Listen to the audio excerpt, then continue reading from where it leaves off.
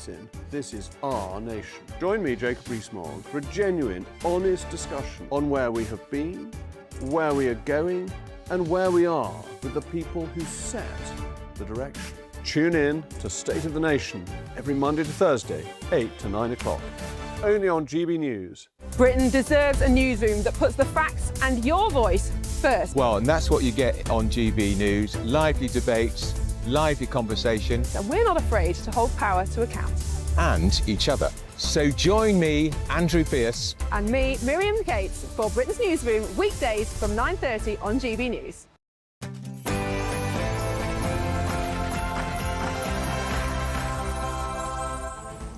Good afternoon, Britain. Happy Christmas. It's 12 o'clock on Thursday, the 4th of December. I'm going to be saying Happy Christmas for the next 20 days. A bit early. That's going to be slightly irritating. You do know that, don't you? Well, I'm Tom Harwood. Yeah, and I'm Dawn Neeson.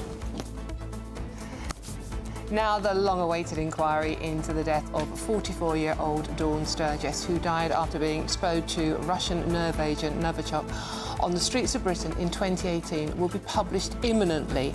What could it reveal about the poisoning? Mark White joins us for the latest. Well, Reform UK receive a record £9 million donation from the businessman Christopher Harwood. It's the biggest single donation to a British political party ever by anyone alive in this country. And facial recognition cameras could soon be rolled out across cities, towns and even villages. Is Britain turning into a surveillance state? Elsewhere, new Ministry of Justice figures reveal that there are only 2,200 prison spaces left in England and Wales. The current population in prisons sits at 87,000 and growing.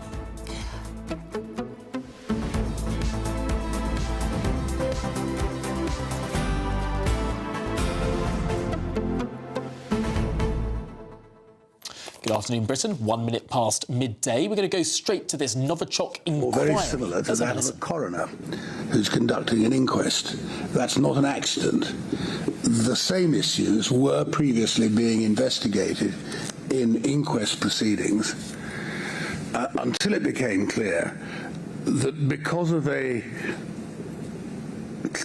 obvious link to an earlier event in Salisbury, in which a former Russian intelligence officer had been poisoned, there would be a need to consider some highly sensitive evidence, and that isn't possible in an inquest.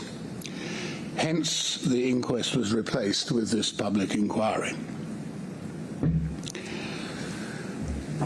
From March 2022 until July 2024, my supporting team and I were heavily engaged in acquiring and collating evidence and in determining how much of that evidence could properly be adduced in public hearings. Those public hearings took place initially in Salisbury and then in London over about 7 weeks between October and December last year. Subsequently, I conducted some closed hearings. I've now prepared a report which I have delivered to the Home Secretary as I'm required to do. The open parts of that report are being published today. In reality, they amount to the entirety of the report, the open parts, except for one relatively confined section which addresses the sensitive evidence that I received in closed hearings. Obviously, that section can't be published, but the report does contain a little further information gathered from and about the closed hearings. In 2018, Dawn Sturgis was a private person leading a private life in Salisbury, which was the city where she'd grown up. She had a partner, Charlie Rowley. She was the mother to 3 children. She was a sister and a daughter. Her life was not without its challenges, but she faced them with the support of those she loved. And her death was needless and arbitrary. She was the entirely innocent victim of the cruel and cynical acts of others. Dawn's family has responded to her death, if I may say so, with dignity and clarity of purpose. They were determined that the full facts of her death should be uncovered, and they were prepared to bring judicial review application during the earlier inquest proceedings, and were successful in it, in order to secure that end. They have assisted this inquiry greatly. They have, if I may offer them, my deep condolences and my thanks.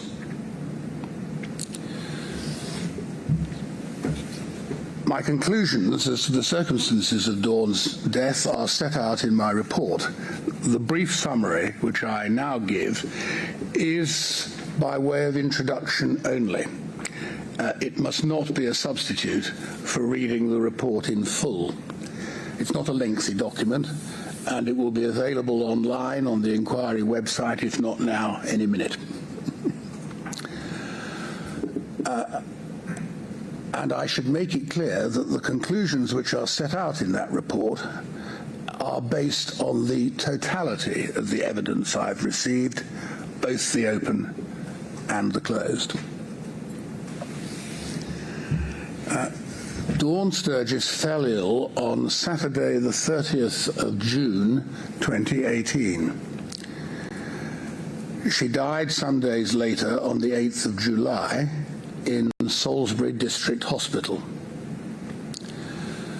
The medical cause of her death was hypoxic ischemic brain injury and intracranial brain hemorrhage attributable to Novichok poisoning. The immediate circumstances of her death are now clear, but also quite extraordinary. On the morning of Saturday the 30th of June 2018, Dawn and her partner Charlie Rowley were together at Charlie's flat in Amesbury. Charlie gave Dawn a gift of what was labelled as, and he believed to be, a small bottle of Nina Ricci perfume. He removed the packaging and attached the dispensing pump to the bottle, and using the pump, Dawn applied the substance inside the bottle, which she believed to be perfume, to her wrists, and she may well also have inhaled some of the vapours of the substance. In fact, the substance in that bottle was a deadly nerve agent from the Novichok class of organophosphate toxins. Dawn became seriously ill very quickly. Charlie called an ambulance and paramedics attended the flat. By the time they arrived, Dawn's heart had stopped beating for some time. Although the paramedics managed to resuscitate her, she had sustained unsurvivable brain injury. She received expert medical treatment in hospital, but she never regained consciousness and died some days later, as I've said, on the 8th of July. I'm satisfied that she received entirely appropriate medical care, both from the ambulance staff who responded to the emergency call and also from the hospital doctors. Having heard expert medical evidence, I'm quite sure that no medical treatment could have saved her life. The question that obviously arises is where the perfume bottle containing deadly nerve agent had come from. I'm satisfied that the answer to that question lies in events that had taken place some miles away from Amesbury, in Salisbury, and 4 months before Dawn fell ill. That is to say, on the weekend of the 3rd and 4th of March 2018. I've examined those events, those earlier events, in great detail. And in the light of all the evidence that I've received, as I say, both the open and the closed material, I am sure, that is to say, I'm satisfied beyond reasonable doubt of the following facts about the events of that earlier weekend in March. First, that weekend, an attempt was made to assassinate Sergei Skripal. Skripal was a Russian man living in Salisbury who was a former member of the Russian military intelligence known as the GRU.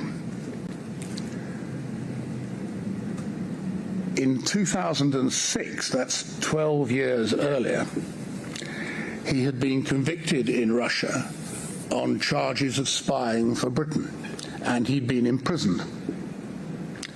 In 2010, still 8 years earlier, he had been pardoned by Russia, and he came as part of a prisoner exchange to live in the United Kingdom.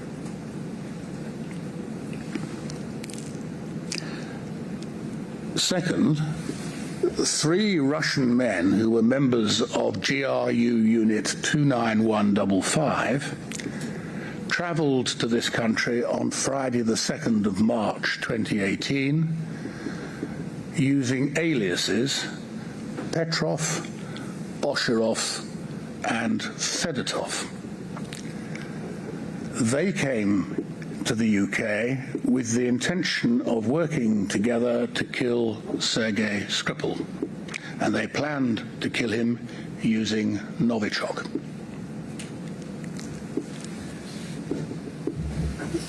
Third, the assassination attempt itself was carried out by 2 of them, Petrov and Boshirov. They travelled to Salisbury on Saturday the 3rd of March, carried out reconnaissance of Sergei Skripal's house and the area around it.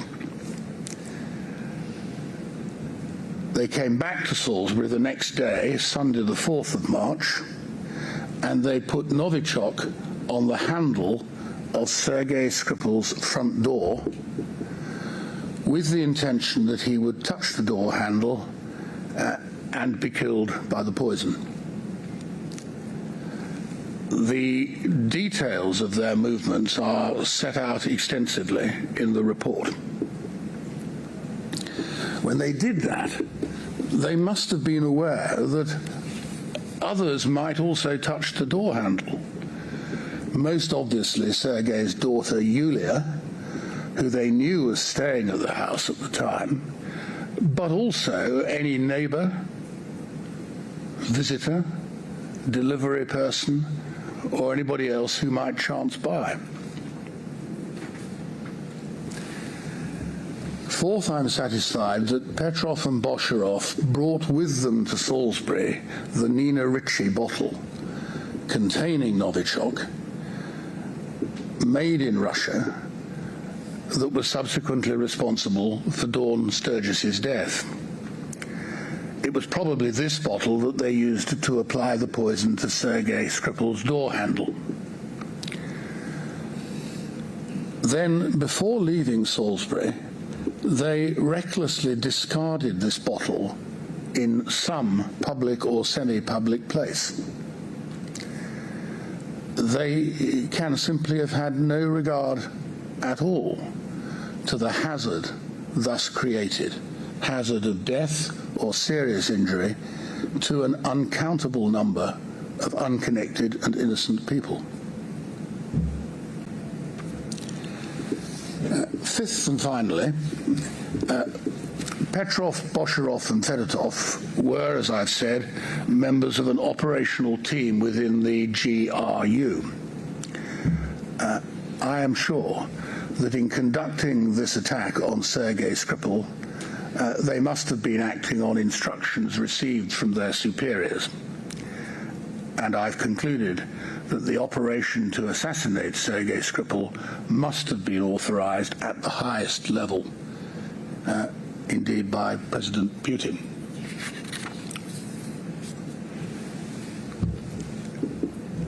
Moving on, I'm sure that Charlie Rowley, Dawn's partner, later came into possession of the discarded bottle of Novichok.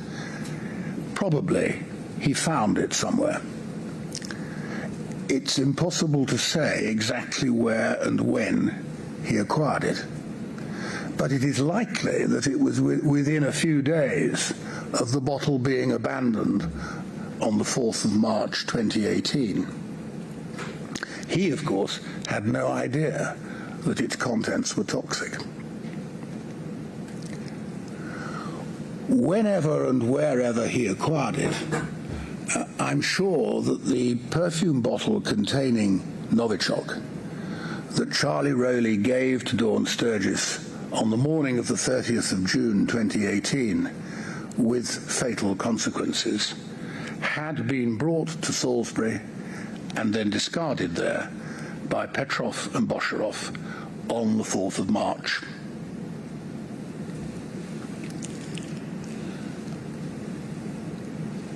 I've considered whether Dawn Sturgis's death might have been either caused by or contributed to by conduct or failings on the part of the British authorities.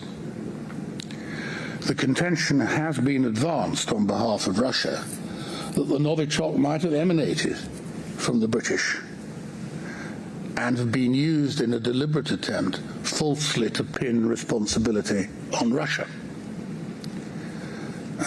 That contention I've examined thoroughly, and the reasoning is set out in the report.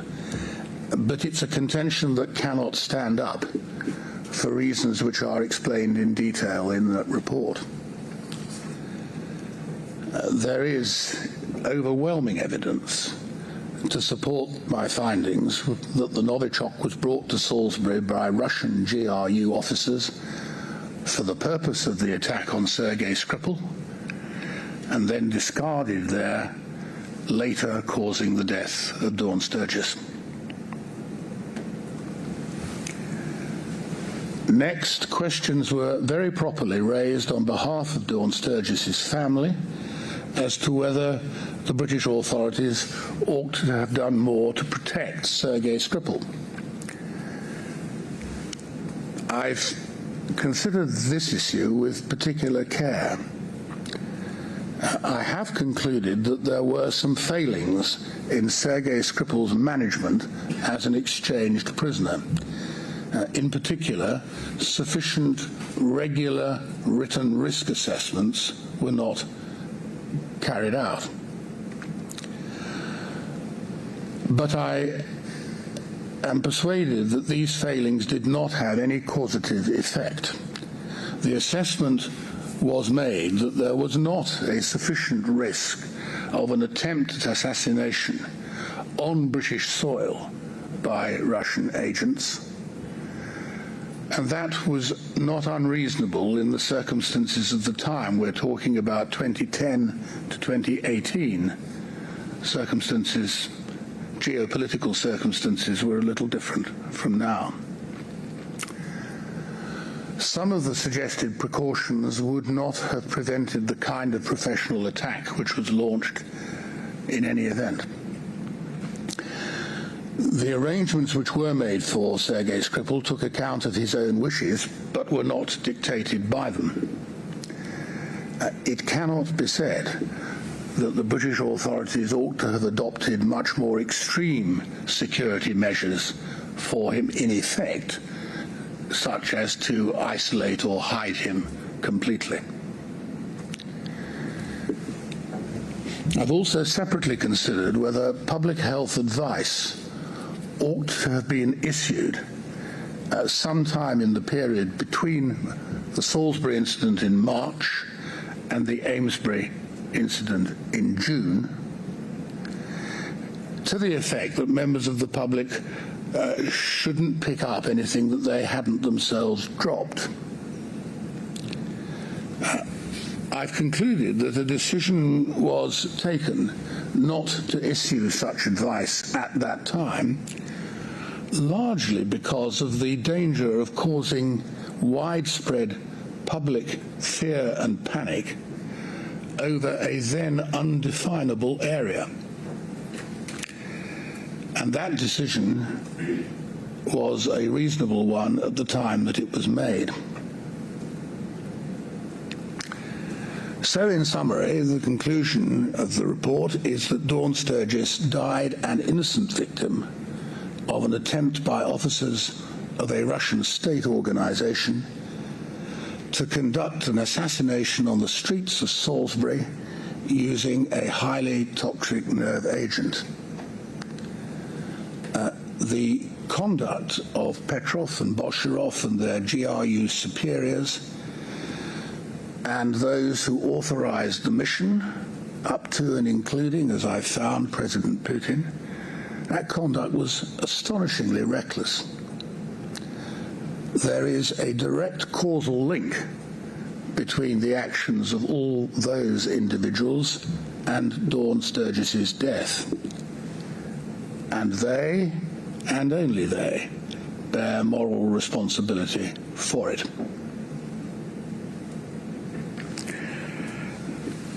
I should say that I've been extremely grateful to those who gave evidence, to counsel and solicitors on all sides for their marshalling of the evidence and their very helpful submissions as to the right approach to it, and to the many people who made the vital administrative arrangements to enable the inquiry to function at all. Thank you very much.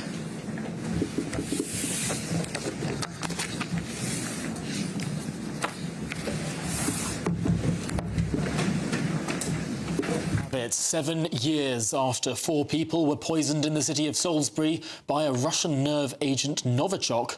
This long-awaited report into the incident has now been published. We've been hearing from retired Supreme Court Justice Lord Hughes, who delivered his findings into the death of Dawn Sturgis. Mark White, our Home and Security Editor, is here to unpick it all. Mark, what did you make of it? Well, as you said, we've waited 7 years for the conclusion of this report into the events in Salisbury back in March of 2018.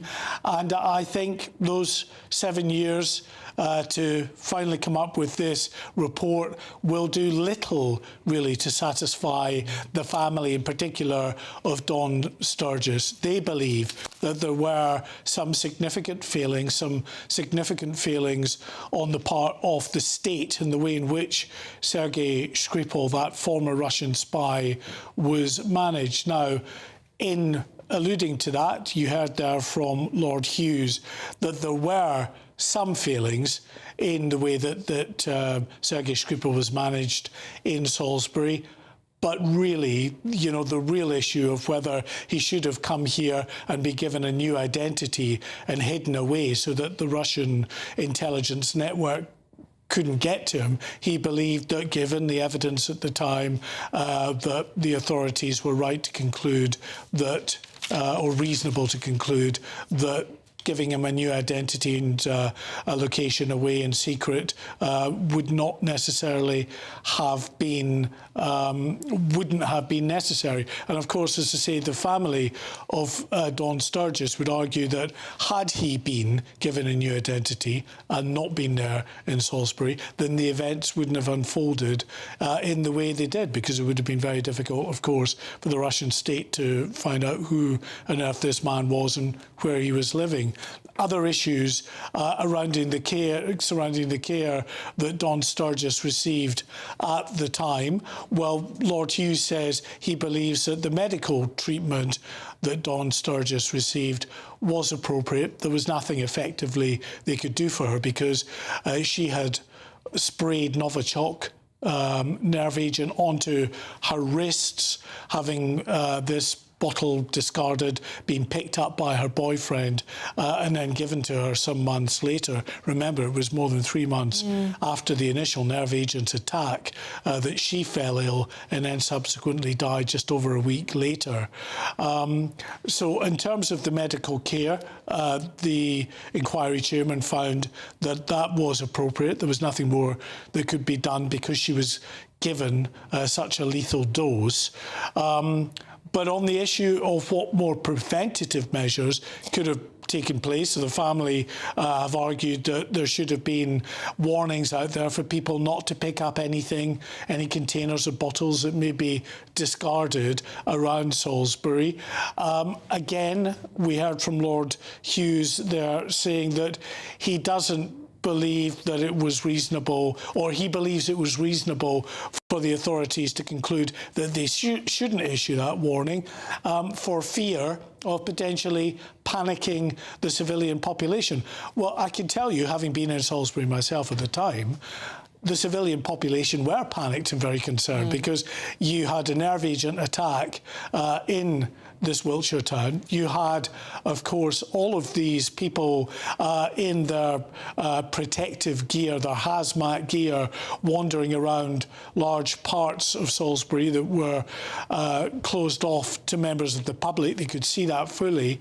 Was it really going to be that scary, telling them what many people might think is fairly sensible advice anyway? Don't pick up things from the street that are not yours in the first place. Well, he concluded that the authorities were reasonable not to issue that warning. Having said that, though, when Don Sturgis was admitted to hospital and subsequently died, the authorities put out just such a warning to the civilian population, regardless of whether they thought that would be a panic measure or not. So I'm not convinced, having listened to the initial findings of Lord Hughes, that for the family of Don Sturgis, and I'm sure some others in Salisbury as well that were caught up in these tragic events, that they will be completely satisfied with the findings. Just looking from comments from her mum, I mean, let's not forget that Dawn Sturgis herself was a mother of 3 children. So what I haven't heard so far is any criticism of MI5 and the way this was handled in the first place. I mean, you know, Skripal was considered a traitor by Putin, resettled under his own name in a quiet cul-de-sac, not a gated community or anything like that. He used a telephone, an ordinary landline, to communicate with people. There was no protection on him whatsoever, considering he was a traitor, according to Putin. And, you know, as you said earlier on, Mark, I mean, Putin doesn't forget. He will go after you and get you in the end. Why was there no more security around this person? I think this might be one of the more difficult areas for Don Sturgis's family to come to terms with in the findings of Lord Hughes here, because, yes, you're right, it was 2004 that Sergei Skripal was arrested, tried and then jailed for spying for British intelligence. He was later released as part of a spy swap. These things happen from time to time. And we heard that from Lord Hughes, feeling that actually the risk assessment, given that he was released in a spy swap, is that, you know, it was reasonable perhaps for those who had the care of this individual, i.e. the British government and the security services, after he was brought to the UK, to conclude that he was at low risk of being attacked by the Russian state. But we have seen it time and time again from the Russian state, those that betray Mother Russia. Exactly. You know, the Russian state has a long memory. It looks upon it as a necessity, actually, to go out there and after those that they accused of betraying the state, to send out that message to others that might be willing to do the same. And to do so in such a dangerous way. I mean, this had all the hallmarks of the Litvinenko poisoning, which was plutonium, which had been dragged around London. And for weeks afterwards, people were finding trace elements of plutonium in bars and all the rest of it.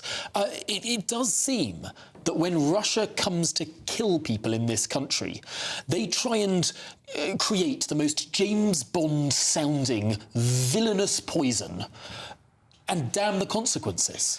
Yes, there's that element to it that innocent people can absolutely get caught up in an intention by the Russian state to go after those that they see and accuse of betraying the Russian state. But alongside that, there's just the simple fact that we've seen it time and time again in this country and in other countries around the world. Russia will go after those that they believe have betrayed their state. So deciding that Sergei Skripal was of low risk of a reprisal, OK, you might argue that's reasonable, but it assumes now a certain risk that he and the people in his surrounds in that environment in Salisbury are under, because as we have heard throughout this, he was not given any change of name, you know, just the most basic change in identity, regardless of, you know, safe houses or wherever else he might be given. He wasn't given that. He was still operating under the name he'd always, you know, been known by. He was so out there in plain sight that the local police, who knew nothing about who he was, Wiltshire Police nor counter-terrorism policing, had any idea of his background as a spy. They Googled him. Well, the details were there on Google. Quite astonishing. Well, what Lord Hughes did find in terms of some failings around the care that Sergei Skripal was under in terms of the care of the British government, the security services, is that there should have been more regular risk assessments in terms of the potential risk he faced. But if they, at the outset, did not conclude that he was at risk, any further assessments further down the line, it's hard to see how they would have concluded any different, especially if he'd gone 1, 2, 3 years without any attempt against him. Also, of course, Lord Hughes, in his findings, felt that it was not unreasonable for there not to be CCTV and other security arrangements at Sergei Skripal's house. At the very least, that CCTV would have identified those suspects conclusively, because we know, of course, from CCTV that the suspects were filmed around Salisbury. They later claimed in what was a laughable interview on Russian state TV that the reason they were in Salisbury was to look at the historic cathedral and that 123-metre high, you know, cathedral spire, and that was why they were there. But yes, so it could have, at the very least, have aided in the ongoing investigation and brought conclusive proof that they were indeed behind it. Quite astonishing. And a young woman, Dawn Sturgis, lost her life to this. 3 kids without their mum. Horrible. Thank you very much, Mark. Absolutely. Well, let's go live to Downing Street now, where GB News political editor Christopher Hope has just left a briefing with the Prime Minister's spokesman. Christopher, what can you tell us? I can tell you it's pouring with rain in Downing Street, Tom and Dawn, but having been in a meeting just now in number 10, this big issue of these delayed 4 mayoral local elections from 2026 to 2028, no apology from number 10. 5 times the spokesman was asked, will you apologise to people who won't get a vote now, who won't get a chance to elect their own directly elected mayor for those 4 areas? They wouldn't say that, and they also declined to say whether anyone has lost their jobs anywhere in government over failing to organise these elections. One reporter said it took 3 years to set up the Scottish government. You can't organise an election for mayoralties and you have to delay it by a further 2 years. We are told by number 10, though, this is a pragmatic step to delay these elections. They say that it's important to have that these mayors have structures to hit the ground running. Asked if this was evidence that the PM was a dictator, as claimed by politicians on the opposition benches today, number 10 said no. They also couldn't guarantee to us whether the mayoral elections will be held in these areas by 2028. They are simply minded to get there. I think that answer is inadequate, frankly, to the fury amongst people who want to have these local champions.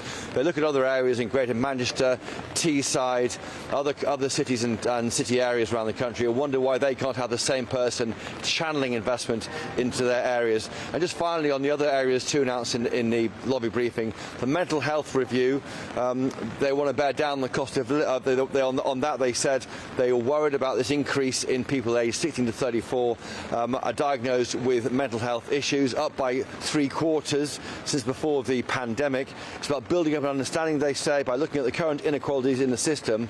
They wouldn't say, though, whether it's about cutting the number of diagnoses, whether it's about saying to some people, well, growing up is difficult, becoming an adult is difficult, your early 20s can be hard and challenging. It may not be a mental health issue, as critics say. So it's not really about cutting money in the same way those reviews into benefits by Alan Milburn and Stephen Timms. They're also not about cutting money, and this government appears to be setting up reviews, but if the goal is to cut money, well, the critics there will be disappointed. Well, Christopher Hope, thanks indeed for bringing us all of that from a slightly festive Downing Street. I mean, not quite snow, but precipitation is getting some of the way there. It's very sodden, yes, indeed. OK, thank you, Christopher. OK, now let's talk to former Conservative MP Paul Scully. Paul, good to see you. Thankfully, much drier than Chopper was. Labour postponing these mayoral elections by 2 years has been described as a affront to democracy. Would you agree with that? Absolutely. I mean, it's just stunning how in just 18 months, Labour are sinking further and further into their sort of default technocracy, when you sort of just have a position where Keir Starmer thinks he can just devolve decisions to outside bodies, blame somebody else. They've cancelled the elections now. It's only a few days ago when they were talking about cancelling jury trials. Where is the accountability and where on earth do we as voters actually get involved in this entire process? Paul, is there something to read into this, that just looking at the areas, Norfolk and Suffolk, Greater Essex, Hampshire and the Solent, Sussex, I mean, these aren't very left-wing parts of the country, are they? No, absolutely. And look, if you look at what they're actually doing, if they were going to have the elections as they were originally timetabled next May, then it would be under the first past the post system.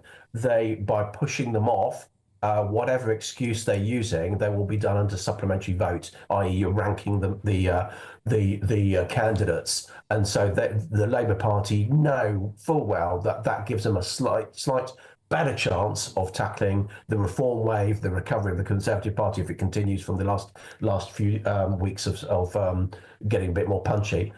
They will actually then be able to cover the deposits, frankly. I mean, Paul, the government have said that this delay is because the local authorities need more time to convert into the combined authorities. This was a devolution drive, you remember, right? It was spearheaded by Angela Rayner back in the day. So the local authorities need more time. So it's the government being kind to the local authorities. Meanwhile, all the local authorities and the rival parties are going, that's absolute nonsense, we're ready to go now. Yeah, look, this is all about electioneering and campaigning. Look, if you want to devolve authorities, you want to give more powers to the authorities, but you then telling the people in those local authorities that they can't even organise themselves to actually run an administration. Yet the local administrations are saying, no, let's go for it. Yeah. I think I remember rightly, I think it was Staffordshire that when they had the major change a few years ago, there was a bit of a change there. But that was a single individual point of view. This is not systemic across the country, where postponements last year, we're having postponements next year. It's just a disgrace. It's perhaps unfortunate to postpone one set of local elections. To postpone two starts to look like a pattern. It's these pesky voters getting in the way. It's like the ultimate Scooby-Doo, isn't it? It does make you wonder, Paul, doesn't it? That sort of like they might be slightly worried about how popular Reform are in these areas. Indeed, a survey analysis showed that Reform are on target to win all 4 of these areas. And why are Reform becoming more popular in these areas? Because the people in those areas just see the big parties as are just forgetting why they are there. And they are there at the behest of those voters in the first place, putting an X by their name of their candidate. And people are getting more and more despondent. As I say, over the last few weeks. You know, Kemi seems to have started to rediscover her zip in the Conservative Party, but she's still got 14 years of counterweight to regain the trust of the electorate. But Reform, as I say, are hoovering up, and the Greens on the left, of course, are hoovering up that dissatisfaction. Thank you very much, Paul. That is former Conservative MP Paul Scully there. OK, don't forget, by the way, we haven't said gbnews.com/your say if you want to join in our conversation about whatever we're talking about today. Absolutely. We'll get some of those later in the programme, but there's lots more still to come. Yes, a very special Christmas lunch is taking place at Millwall today. Guests including London cabbies, volunteers and even World War II veterans, all coming together for a festive celebration. We'll be there live next. All of that and indeed more to come. You're with GB News, Britain's news channel.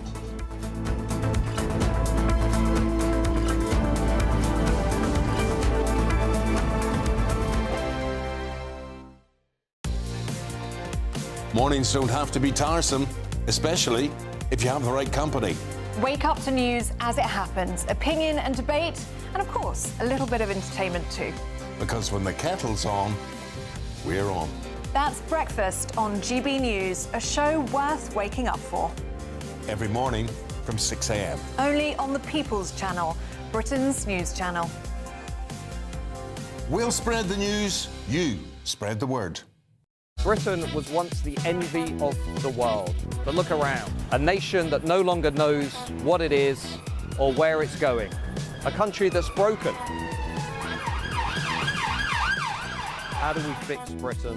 How do we bring it back? Friday night with Matt Goodwin at 8 p.m, only on GB News. Decisions made in Washington aren't just shaping America, they're shaping Britain too. From migration to global security, from crime to health. Whatever happens in the White House today will be felt in your town or city tomorrow. That's why The Late Show is live from Washington, D.C. Cutting through the politics to show you what it all means for Britain. The Late Show live every night at midnight. Only on GB News, Britain's news channel. No matter the state it's in, this is our nation. Join me, Jacob Rees-Mogg, for a genuine, honest discussion on where we have been, where we are going, and where we are with the people who set the direction. Tune in to State of the Nation every Monday to Thursday, 8 to 9 o'clock. Only on GB News. Bold. They are under no illusion. Ray. Are you a human trafficker? Boundless. I've had enough of the nonsense, and I'm not afraid to say it. Don't get us on the BBC. Every weeknight, I tear through the headlines. The smell of gasoline. Should we be worried about it? From Westminster madness to cultural war chaos. What I'm going to do now, they are throwing things out the car as we speak. Get ready, Britain. Here we go. Patrick Christie's tonight, weeknights from 9 p.m, only on GB News, Britain's news channel. At GB News, we love to hear from you, our loyal community. So drop us a line at gbnews.com/your say. There you can talk to each other and also to the presenters live on air. gbnews.com/your say, because GB News is your channel, Britain's news channel. Hi, I'm Michelle Dewberry and my show is your opportunity to cut through all the noise and dive in headfirst to some robust debates. Ideas clash. Situation, no, isn't it? No, because the failure is you're deliberately avoiding my point. Nothing's held back. And if you think this is the end of it, wait for more. And we do not shy away from the difficult stuff. Sometimes I want to shake people and say, if only you understood. So join me on Jubes and Co weeknights at 6 p.m, only on GB News, Britain's news channel.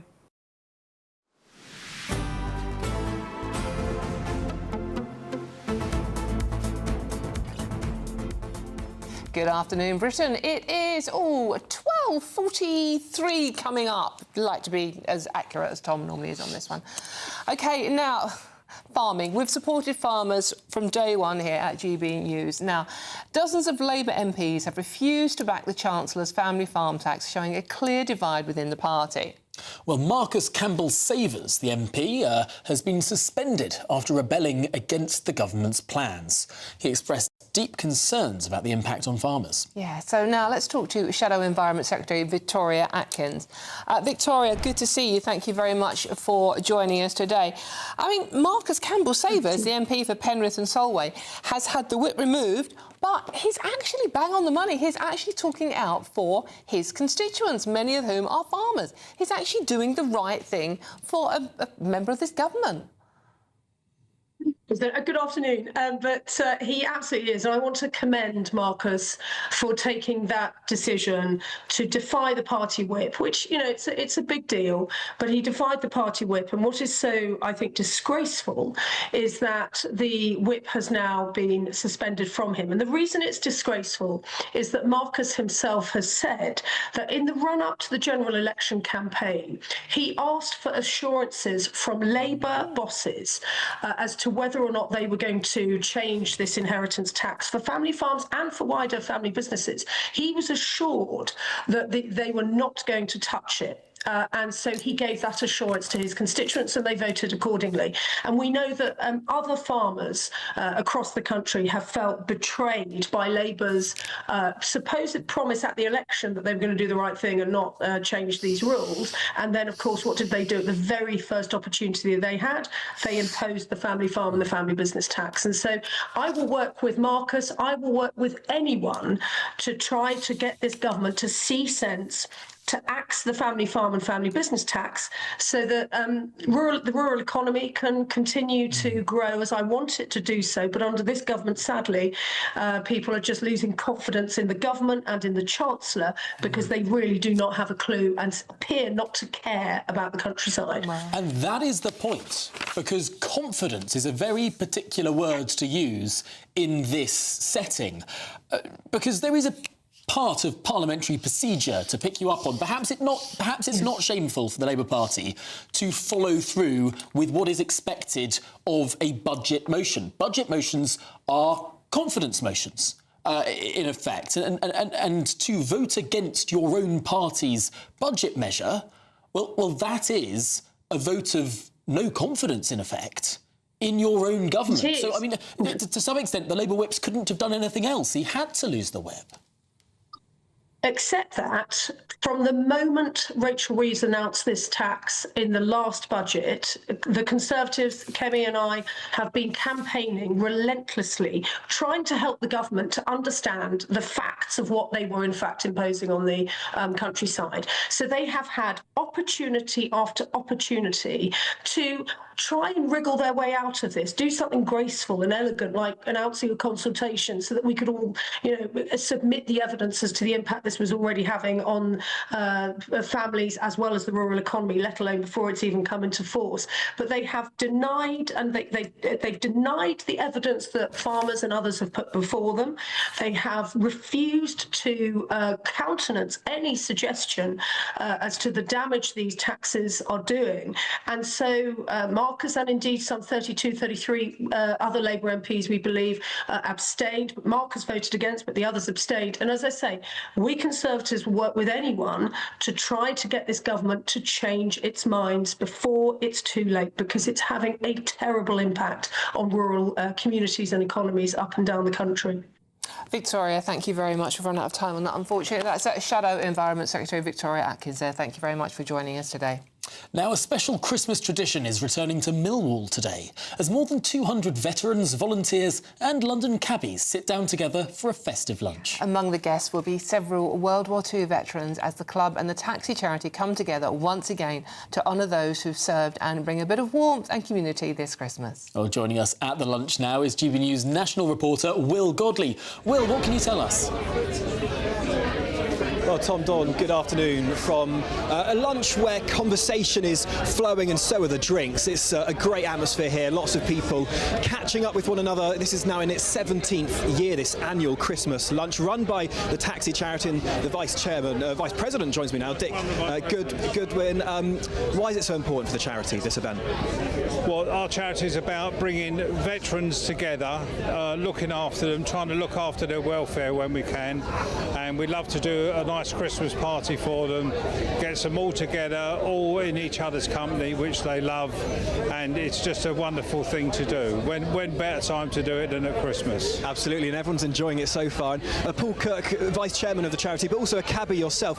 What is it about the veteran community that cabbies love supporting? Well, as a lot of us cab drivers, we have family members that have served during the war or have been somehow involved in the military. For us, as a charity, it's very important that we have them links, we still have them strong links with us. And also today, it's so nice, it's like a way of saying thank you to the other cab drivers because, you know, voluntarily they take days off unpaid. It's nice to have my friends, colleagues here, just to say thank you and also be amongst the veterans where they feel really comfortable. Well, thank you, Paul, very much for joining us. It's all about the veterans here today, and I'm very pleased to say I'm joined by Mari Scott now. Mari, we've been chatting, and you have some incredible stories, and it seems like this today is all about sharing those stories. Tell me about what you were up to on D-Day. Well, D-Day was a very busy day for me.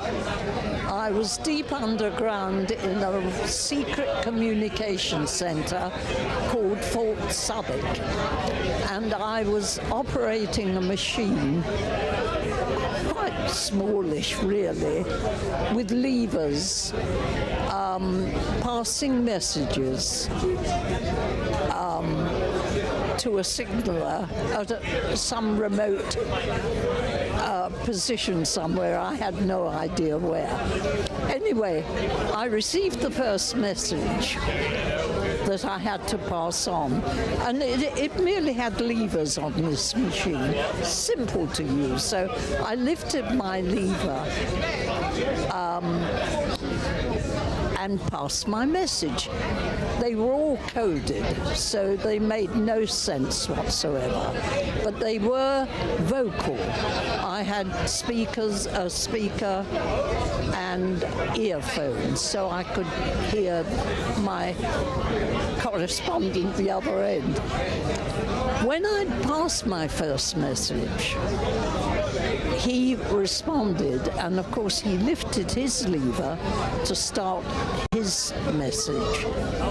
And it was then I realized the position of my co-respondent, as it were, and he was with the troops as they were storming the beaches in Normandy. And what I heard to begin with shook me totally. And then I realized I had to get on with it. I've got a job to do. But what I heard was incessant machine gun fire, cannon, bombs, men screaming orders, men just screaming. Excuse me. And quite honestly, it unnerved me for a few seconds, but I was doing a job, so I had to get on with it. And you were just a teenager when you were doing this. Yes, I was still 17. I became 18 3 weeks after D-Day.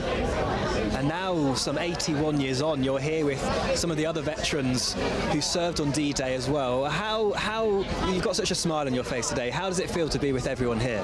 Oh, it's always marvellous. I love it. I think there's also a tremendous amount of interest in D-Day veterans because there are so few of us left. We're all dropping off the perch, and so consequently people want to hear it firsthand, as it were. And there's such amazing stories as well. And after the war, you were telling me that you moved into London. You've been living in London ever since. And what was London like after the war, and how's it changed since? London was one of the most exciting places because London woke up. It came to life again.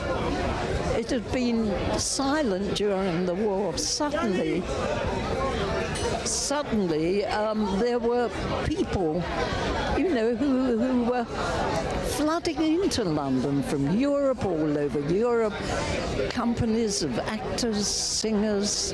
I mean, my passion was opera. And I had the wonderful good luck to see Maria Callas live twice. Wow. So things like that, you know. But you were saying it's changed a lot since. Pardon? London, you said it's changed a lot. Oh, for me, I don't recognise it. Absolutely. But London is still London. And it's still got the greatest opera, theatre, cinema. And there's still lots to enjoy. Aged 99. Umari Scott, thanks for joining us on GB News. It's a pleasure to speak to you and hear your stories.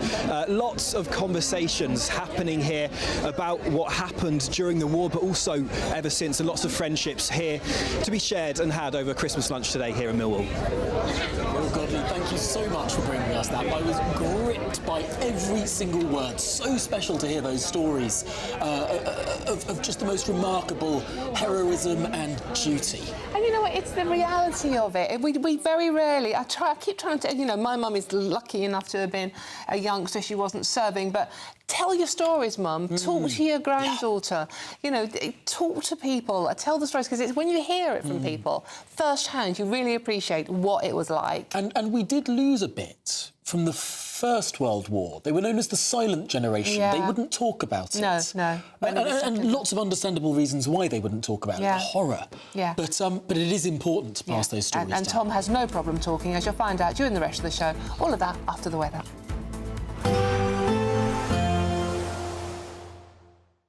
Expect warm spells with the odd rude interruption.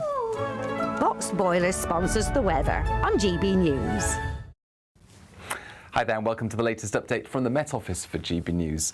A spell of rain for many today, heavy showers following the main area of wet weather into the southwest with hail and thunder in places.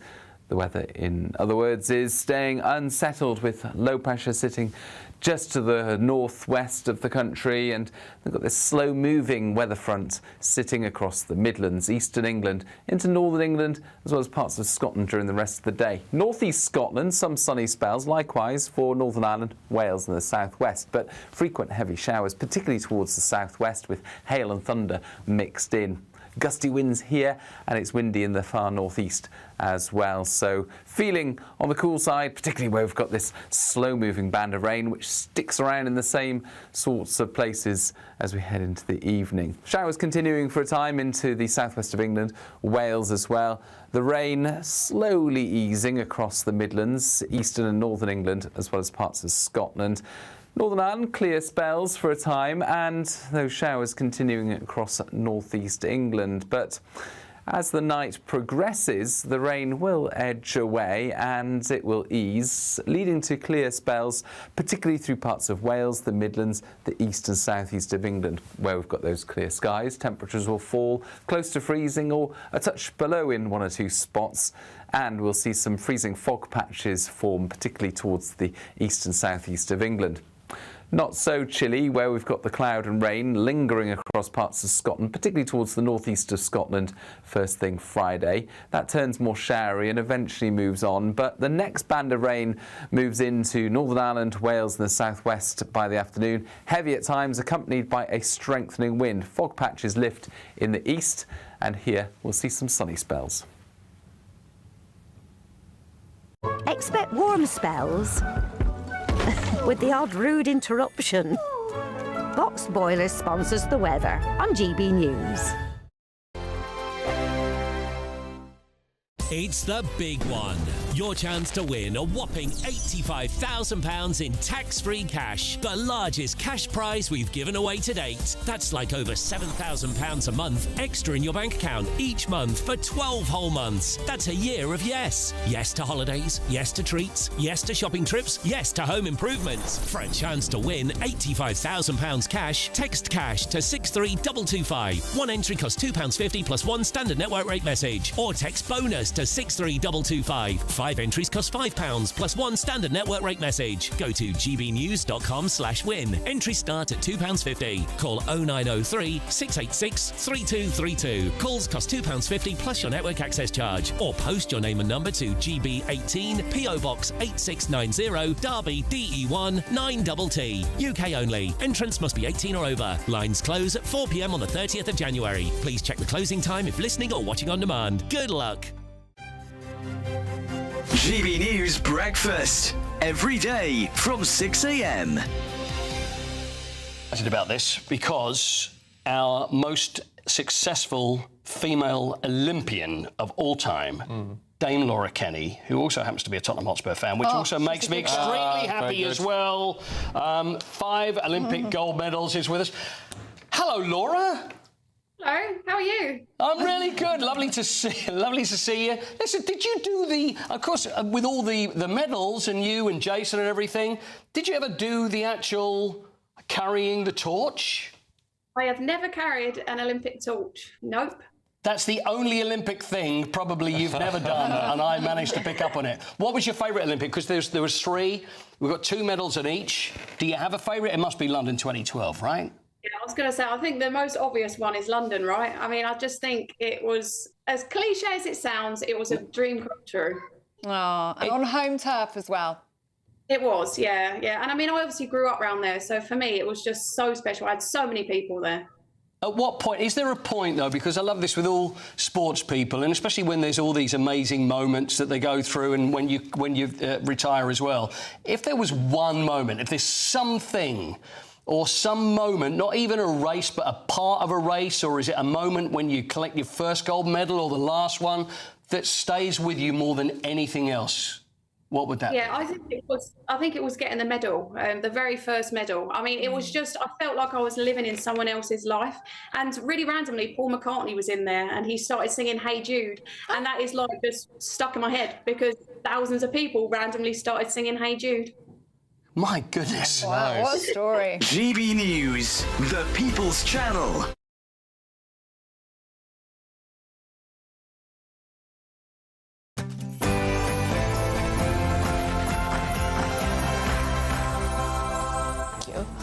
Hello, good afternoon, Britain. It's 1 o'clock on Thursday, the 4th of December. I'm Dawn Neeson and... I'm Tom Harwood. Indeed. Now, breaking news in the last hour. Vladimir Putin bears moral responsibility for the 2018 death of Dawn Sturgis. The Prime Minister says that it's another example of the Kremlin's blatant disregard for innocent lives. The inquiry chairman said it was not unreasonable for the British state to put safeguarding measures in around Russian spy Sergei Skripal, such as changing his name. Meanwhile, Number 10 has refused to apologise for postponing a string of mayoral elections until 2028, a move opponents call a blatant attempt to shut voters out. So is this sensible restructuring or a threat to democracy? Elsewhere, Merthyr Tydfil, a Labour bastion for over a century, now on the brink of a political earthquake, with Reform UK tipped to take the seat. Well, Patrick Christys is live there, speaking to locals. Yes, that's right. A week on from the Labour budget, we are in Merthyr Tydfil, where Keir Hardie was actually the MP, the man that Keir Starmer is named after, been a Labour stronghold for more than 100 years, set to be part of that political revolution. We're doing all sorts here today. One of them, though, is to come to a farm to talk to rural people here about how they feel this government has treated them. Talking to farmers, at least that someone is. OK, meanwhile, left-wing activists have dumped manure on the Ritz Hotel's Christmas tree in London, targeting the wealthy as they call on the government to tax extreme wealth. And where those taxes go, yes, the NHS has issued a fresh warning saying it's under siege as the A&E fills up patients seeking help for things like hiccups and ingrown toenails, cases that could have been handled by GPs or pharmacists instead.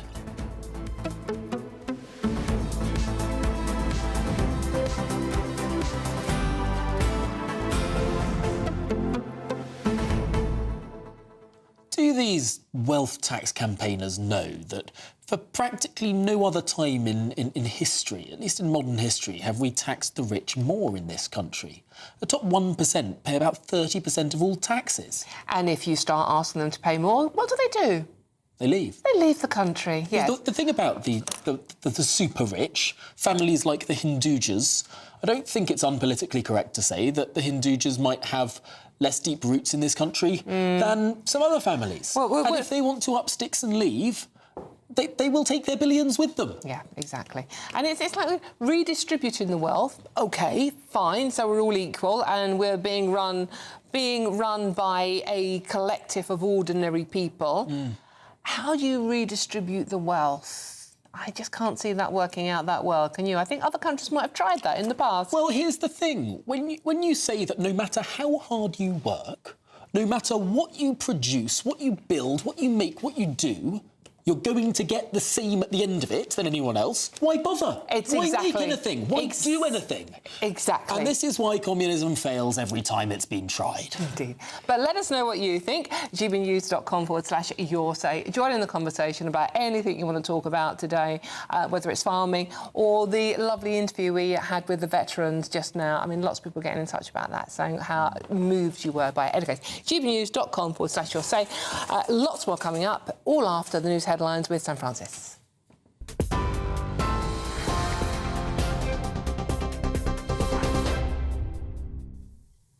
Very good afternoon to you. Just after 1 o'clock, well, the top story this lunchtime. The UK has issued new sanctions against Russia after a public inquiry concluded that the Kremlin directed the Novichok attack that led to the death of Dawn Sturgis. The 174-page report found the operation to poison double agent Sergei Skripal in Salisbury was authorised at the highest level. GRU agents acted on direct instructions before recklessly discarding the perfume bottle that later killed Dawn Sturgis. Investigators say her condition was unsurvivable from the very start. Downing Street has summoned now the Russian ambassador, accusing Moscow of an ongoing campaign of hostile activity. And Sir Keir Starmer has said today's findings are a grave reminder of the Kremlin's contempt for innocent lives. Well, in that inquiry, it certainly didn't mince its words. It lays the blame firmly at the very top of the Russian state. And here's the chair, Lord Hughes, earlier outlining just how seriously he views the actions behind the attack. Those who authorised the mission, up to and including, as I found, President Putin, that conduct was astonishingly reckless. There is a direct causal link between the actions of all those individuals and Dawn Sturgis's death. And they, and only they, bear moral responsibility for it. The Conservatives are vowing to fight the government's decision to delay new mayoral elections every step of the way. The votes, originally due next May in Essex, Norfolk and Suffolk, Hampshire and the Solent and Sussex and Brighton, have now been pushed to 2028. The government says local reorganisation isn't ready and the new regions must be set up properly to deliver the powers they've been promised. But the opposition leader, Kemi Badenoch, calls it an attack on democracy. And speaking to us earlier, she accused Labour of stalling because it fears the results. This is yet another example of Labour not being ready for government. This reorganisation is taking too long. I've been a local government minister, and there have been situations where you needed to postpone a year. So we'll have an extra year just so that we can be ready. This is now out of control. They need to have these elections. They should not be denying people democracy. Earlier, we also asked Labour Minister Josh McAllister about the condemnation from opposition parties, and he said it's ludicrous. We're reorganising local government and strategic authorities as a country because everything's too centralised. That needs to be done with care and it needs to be done methodically. That's all we're talking about here. People are still going to be going to the polls in May next year. They're going to be going to the polls in May the next year. We have local elections in this country all the time. That is not changing.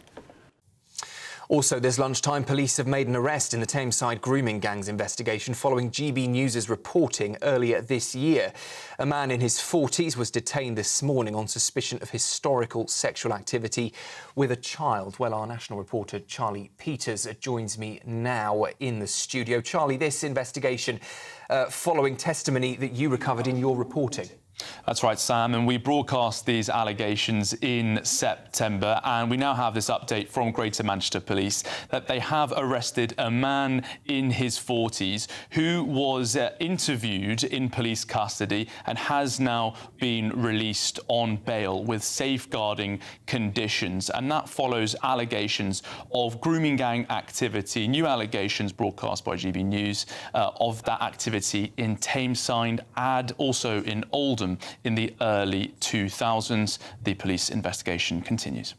Charlie, thank you very much. Charlie Peters there with the latest on that investigation. Flu cases in England's hospitals, meanwhile, well, they are soaring, with the numbers more than 50% higher than this time last year. The NHS's first winter report shows 1,717 flu patients were in beds each day last week, including 69 in critical care. That is a sharp jump from 2024 and far above levels seen in the previous 2 years.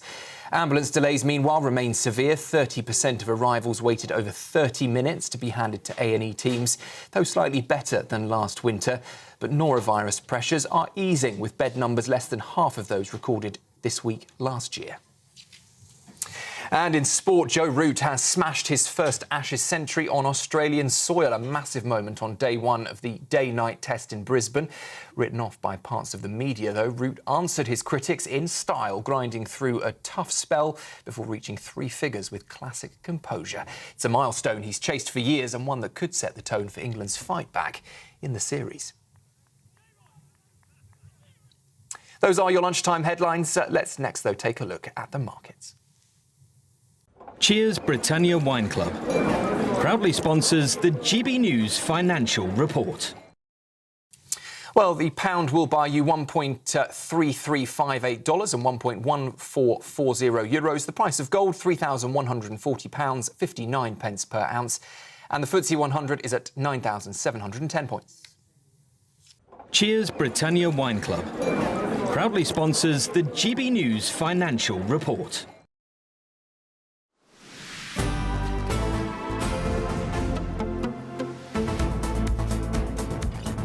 Good afternoon, Britain. Of course, the report on the Russian killings have been out today. Let's go straight to the Commons. Dan Jarvis, the Security Minister, is speaking.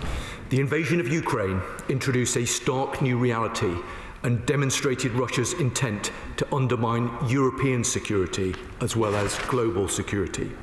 The UK has led the way, standing by Ukraine and providing unprecedented military, humanitarian and diplomatic support. In total, the UK has committed £21.8 billion for Ukraine and has sanctioned over 2,900 individuals, entities and ships. This government is proud to be at the forefront of the coalition of the willing to support Ukraine in defending its sovereignty and security. Now, this has inevitably made the UK a target for increased hostile activity by Russia.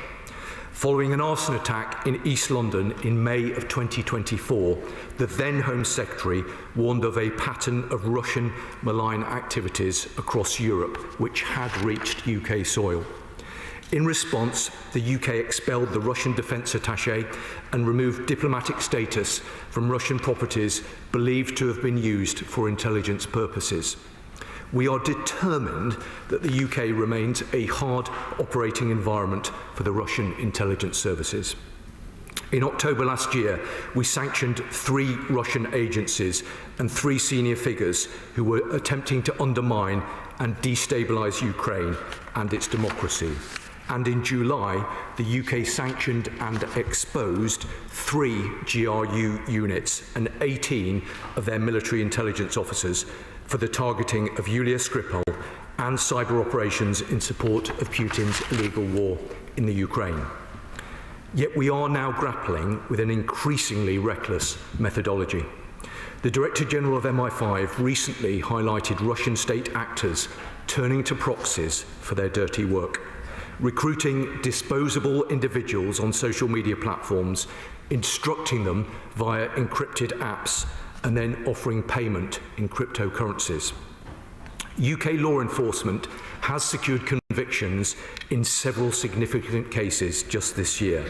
6 individuals spying for Russia, 6 men involved in an arson attack on a warehouse supplying Ukraine, an individual who attempted to offer services to Russian intelligence, and a former MEP who accepted bribes to promote pro-Russian narratives in the EU Parliament.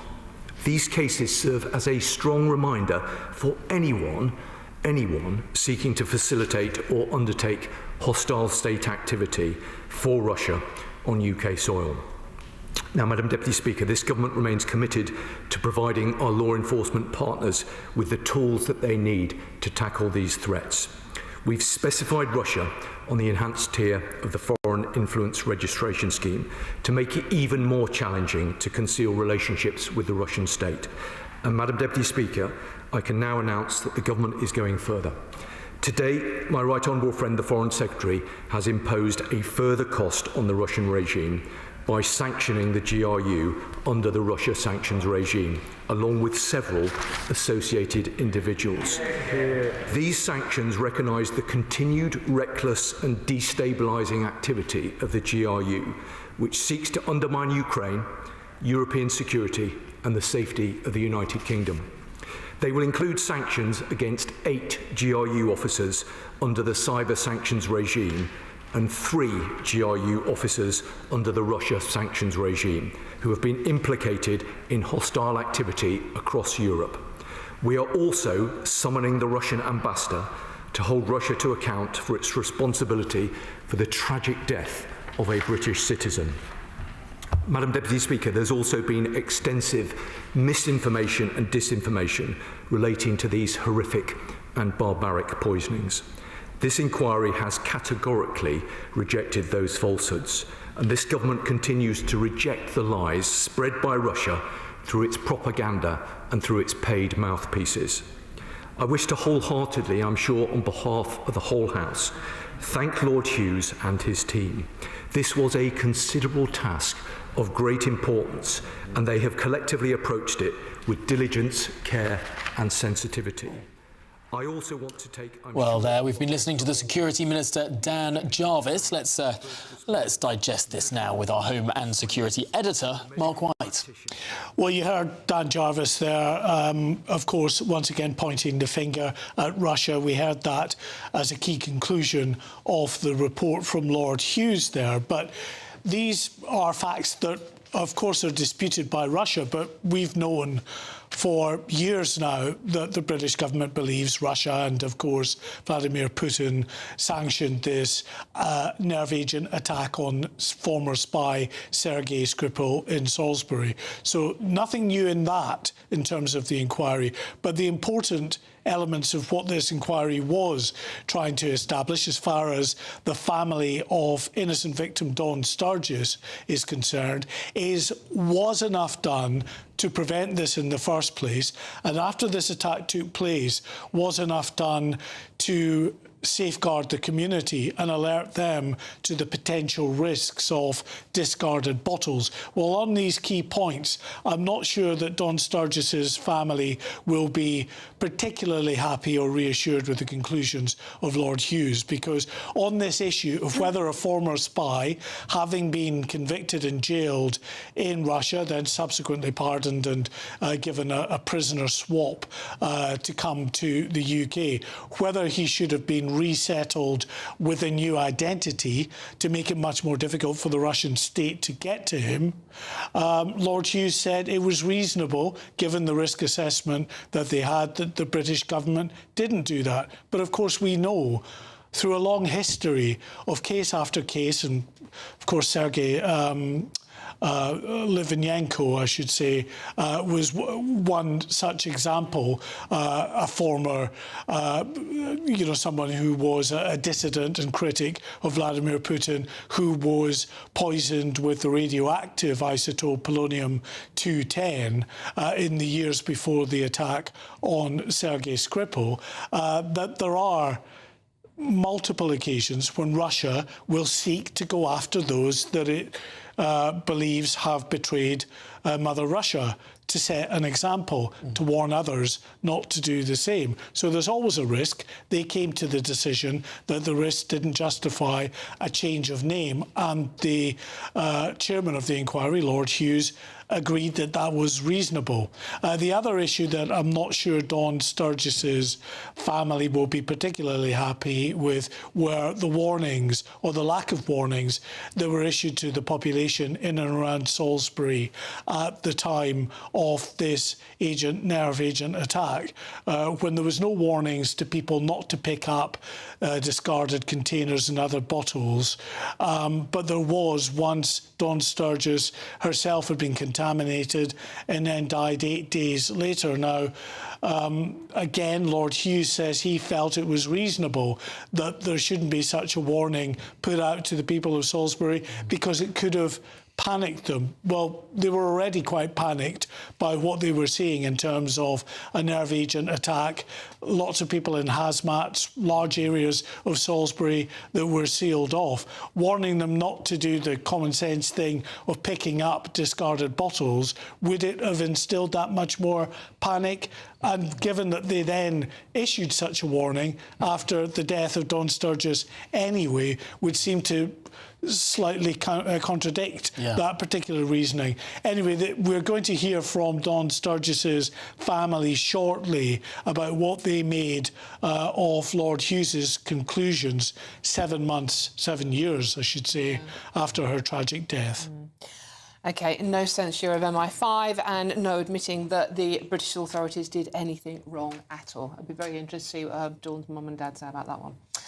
OK, now, thanks, Number Mark. 10 has refused to apologise for postponing 4 mayoral elections until 2028. It comes as Reform UK accuses Labour of trying to stop them from winning votes. Well, MPs across the board have criticised the government's decision. The Lib Dems say democracy delayed is democracy denied. So we're joined now by political commentator Matthew Stadler. Matthew, good to see you. Very rarely in the studio with me these days.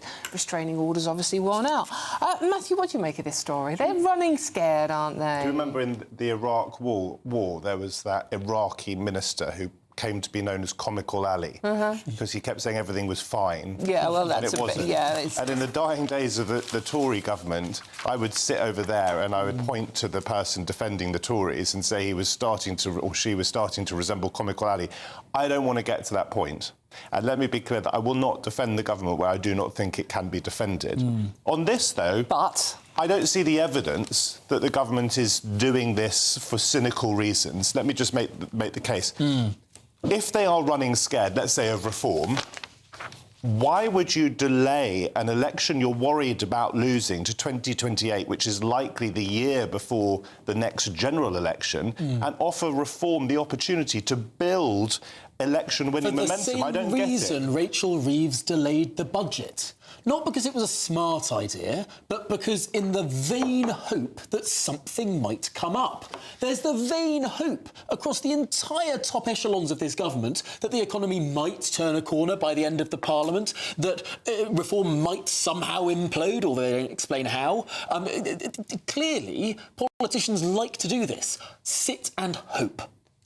Well, possibly, but we're into the realms of speculation now. I'm saying, where is the evidence that the government is doing this cynically? Now, obviously, the opposition parties almost inevitably are going to be making political capital out of this. I mean, I did think that Richard Tice, and it has, I think, been near unanimous or unanimous, Reform, the Lib Dems, Greens and so forth, the Conservatives, of course.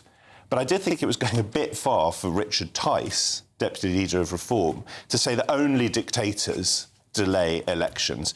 We've just been watching footage from Parliament where we've been talking about Vladimir Putin and the murders on British soil. And Putin, I think, has been described as being morally responsible for this. Now, there's a very good case you can make for Putin, even though they have elections, inverted commas, being a dictator. Let us not sink to the levels that Richard Tice has sunk to, in my view. I know him a bit, get on well with him man to man. But to effectively call the Prime Minister of Britain, a great democracy, a dictator is a bit much.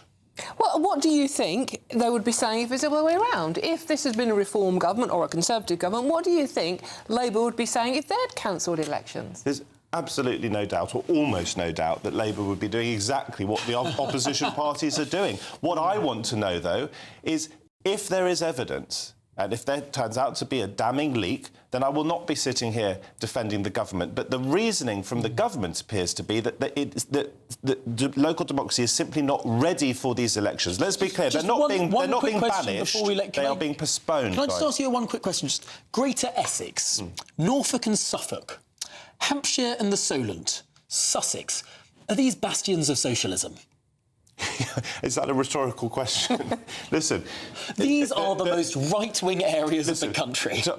Tom, if the government is behaving cynically, I just don't see how this ends up it being in their favour, given the negative headlines that they were inevitably going to generate because of this move. I mean, I remember talking about this or a very similar story on GB News back in February. If they really were doing this for cynical reasons, I can't imagine, after the negative headlines that they had back then, that they would pursue this. It just doesn't add up to me. And listen, by the way, talking about delaying stuff, one thing I did think was odd is in the budget delaying tax rises until 2028. Yeah. Because that might be making things a bit easier right now. But the nature of fiscal drag, though. But Matthew, do stay with us. We'll be speaking to you again after this very short break. But in the meantime, you're, of course, with Good Afternoon Britain on GB News. Plenty more to come. A Labour MP has been suspended after rebelling against the government's plan to tax inherited farms. Yes, all of that and more to come. You're with GB News, Britain's news channel.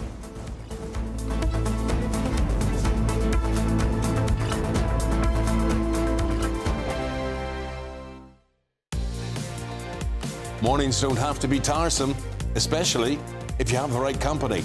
Wake up to news as it happens, opinion and debate, and of course, a little bit of entertainment too. Because when the kettle's on, we're on. That's Breakfast on GB News, a show worth waking up for. Every morning from 6 a.m. Only on the People's Channel, Britain's news channel. We'll spread the news, you spread the word.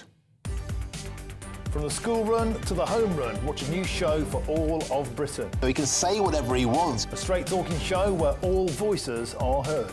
And, you know, when are we going to stop talking about smashing the gangs and actually do it? With the stories that matter from every part of our country. There's a bit of a crash landing there for your Chancellor. Bold, fearless and standing up for you. That's me, Martin Daubney, 3 p.m. till 6 p.m, weekdays, here only on GB News. The People's Channel, Britain's news channel. Britain was once the envy of the world. But look around. A nation that no longer knows what it is or where it's going. A country that's broken. How do we fix Britain? How do we bring it back? Friday night with Matt Goodwin at 8 p.m, only on GB News. Decisions made in Washington aren't just shaping America, they're shaping Britain too. From migration to global security, from crime to health. Whatever happens in the White House today will be felt in your town or city tomorrow. That's why The Late Show is live from Washington, D.C. Cutting through the politics to show you what it all means for Britain.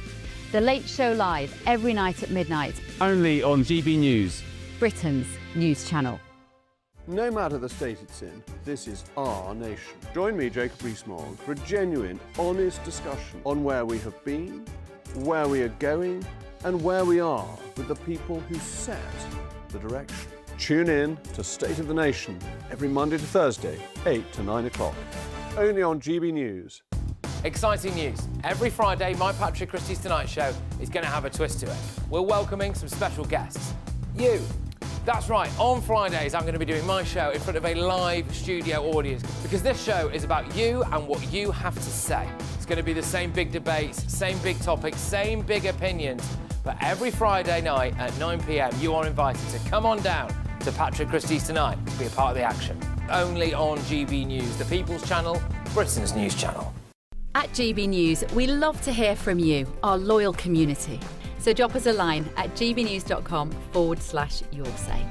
There you can talk to each other and also to the presenters live on air. gbnews.com/yoursay, because GB News is your channel, Britain's news channel.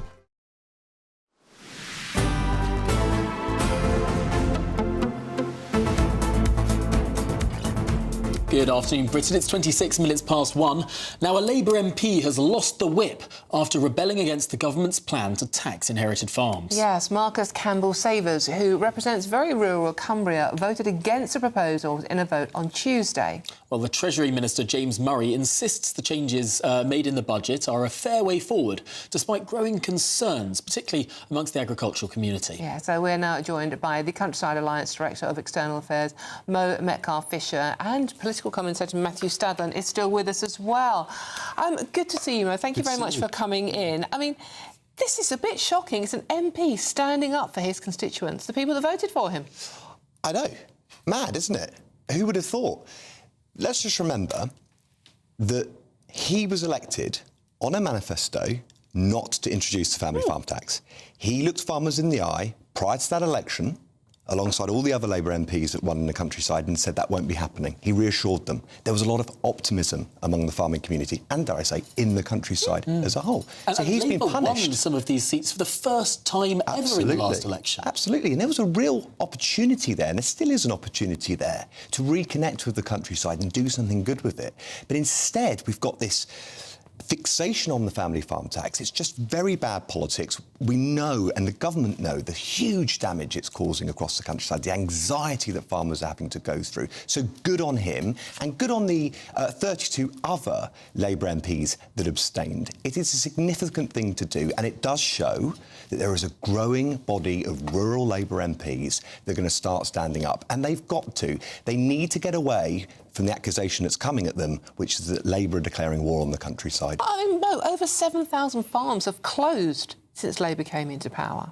It's absolutely horrific, but it's the knock-on effect as well, not just to those farms, but on all the other rural businesses around it. I was on the phone to a landlord today, a pub landlord in Cornwall. They are really, really struggling. If that pub closes, that is the soul of that village gone. But instead, we have a government that want to, rather than address those real issues, they want to go after trail hunting. They want to waste more time debating hunting, a shotgun consultation licence, which will absolutely decimate the rural economy. They want to prioritise those issues rather than address the real issues. Matthew, let's bring you into this conversation. I mean, Marcus Campbell-Savers, are you in favour of what he's done? Do you think it's standing up for his voters? Just quickly, I think to pick you up on one thing, but I think you said that he ran on a manifesto not to raise agricultural property relief. I'm not sure that any of it was in the manifesto. What I do believe is the case that Steve Reid, who went on to become agricultural minister, or Secretary of State indeed, for agriculture, he said before the election that agricultural property relief would not be raised.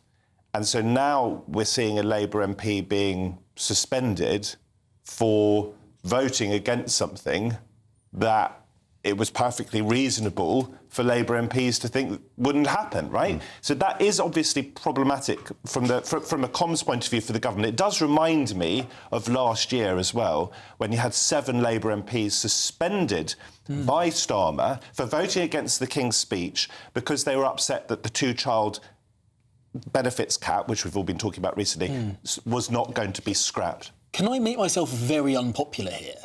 I mean, what else could the government have done? Well, I was going to make that point. This is a budget measure. I mean, the fault doesn't lie in the suspension of the MP. The fault lies in this being a budget measure, because any MP voting against what is in effect a confidence measure, the budget of the government, that is a vote to bring down the government. He had to be suspended. And you could make a similar argument for those 7 MPs being suspended last year. You could argue that the government got it wrong on not immediately scrapping the cap, because they'd been vociferous opponents of the cap when they're in opposition. But you have to have party discipline, otherwise the whole thing falls apart. So you can see it in that sense from the government's point of view. I just say on the substance of the policy itself, of course I felt for farmers. I didn't particularly feel for the really, really wealthy ones, though, and I thought what should have happened is that the threshold, and this is similar with the winter fuel allowance, which I think was also a misstep by the government, the threshold should have been higher. I think too many people were caught up by something that really took them by surprise. And with the child benefit cap, there was a U-turn on that, Matthew. Do you think there'll be a U-turn on this? Well, given the amount of U-turns the government has done and Starmer did before he became Prime Minister, I'd be surprised if there wasn't. But they seem to be holding fast on it. Mo, do you think they should? Oh, absolutely. But to get there, they actually need to start talking to the farming sector. They need to start talking to the NFU and the Countryside Alliance. The NFU have come to them several times with lots of different ideas of how they can claw back that money, but not throw family farms under the bus. Or the tractor.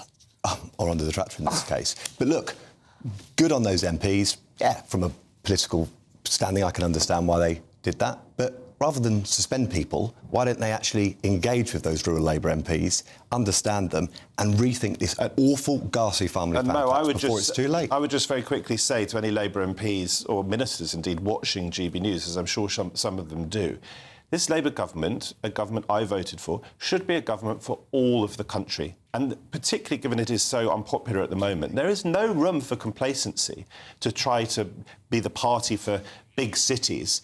They have to be a party for everyone, and they should be engaging, if they aren't, with Mo and other people OK, Matthew Studman, thank you very much. And Mo Metcalfe-Fisher, thank you very much for joining us on that one. Well, it is time for the Great British Giveaway now, your chance to win our biggest cash prize to date. Here are all the details you need. It's the big one.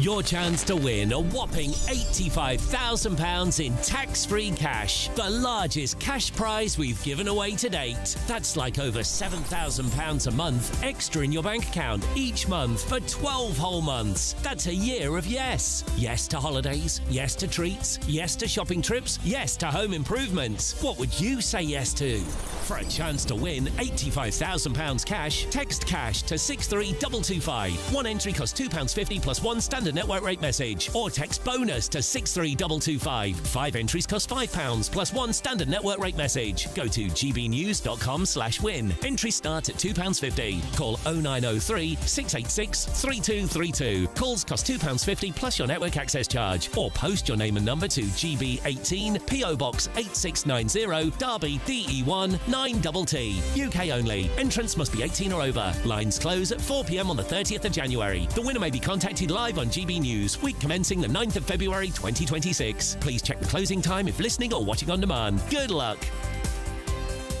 Them too. Yeah, good luck indeed. That'd be lovely in the new year, wouldn't it? Certainly will be. Well, lots more coming up on today's programme, of course. Yes, Reform UK predicted an 82% chance of winning the seat in Merthyr Tydfil in Wales. We're live there next. Actually talking to farmers as well, I know, who'd have thought. But first, let's get the latest news headlines.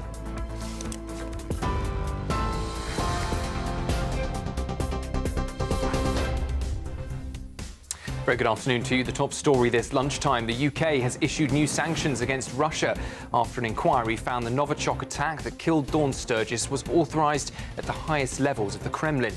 The report says GRU agents acted on direct orders and that Ms Sturgeon's death was unsurvivable from the outset. Sir Keir Starmer says the findings are a grave reminder of Moscow's disregard for innocent lives. The government here is pushing back new mayoral elections. Votes in Essex, Norfolk and Suffolk, Hampshire and the Solent, and Sussex and Brighton are now not due until 2028. Kemi Badenoch's vowing to fight the government's decision every step of the way. This is now out of control. They need to have these elections. They should not be denying people democracy.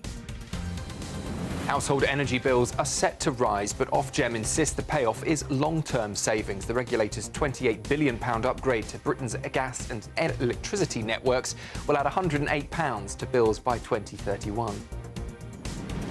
The Health Secretary's ordering an independent review into spiralling demand for mental health, ADHD and autism services.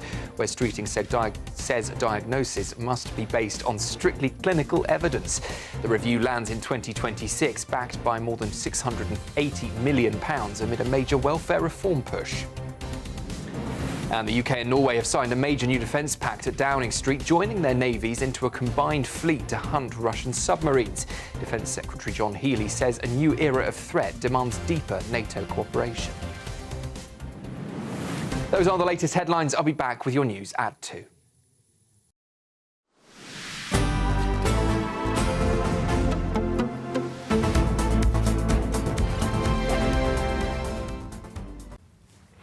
Hi there and welcome to the latest update from the Met Office for GB News. A spell of rain for many today, heavy showers following the main area of wet weather into the southwest with hail and thunder in places. The weather, in other words, is staying unsettled, with low pressure sitting just to the northwest of the country, and we've got this slow-moving weather front sitting across the Midlands, eastern England, into northern England, as well as parts of Scotland during the rest of the day. Northeast Scotland, some sunny spells, likewise for Northern Ireland, Wales and the southwest, but frequent heavy showers, particularly towards the southwest, with hail and thunder mixed in. Gusty winds here, and it's windy in the far northeast as well. So feeling on the cool side, particularly where we've got this slow-moving band of rain, which sticks around in the same sorts of places as we head into the evening. Showers continuing for a time into the southwest of England, Wales as well. The rain slowly easing across the Midlands, eastern and northern England, as well as parts of Scotland. Northern Ireland, clear spells for a time, and those showers continuing across northeast England. But as the night progresses, the rain will edge away and it will ease, leading to clear spells, particularly through parts of Wales, the Midlands, the east and southeast of England, where we've got those clear skies. Temperatures will fall close to freezing or a touch below in one or two spots. And we'll see some freezing fog patches form, particularly towards the east and southeast of England. Not so chilly where we've got the cloud and rain lingering across parts of Scotland, particularly towards the northeast of Scotland first thing Friday. That turns more showery and eventually moves on, but the next band of rain moves into Northern Ireland, Wales and the southwest by the afternoon. Heavy at times, accompanied by a strengthening wind. Fog patches lift in the east, and here we'll see some sunny spells.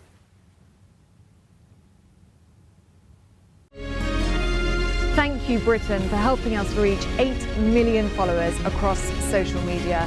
Thank you for making us a part of your daily life.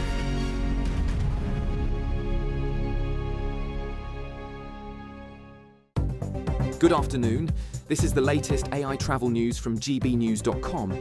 The A7 remains closed northbound after Galashiels at Fountainhall due to a road traffic incident. Drivers are encouraged to seek alternative routes where possible, with heavy goods vehicles advised to divert via the A68. In Essex, there is a collision on the M11 southbound between Junction 7 and Junction 6, causing one lane to be closed. Hampshire's A3M southbound at Junction 5 also has a lane closure following an accident.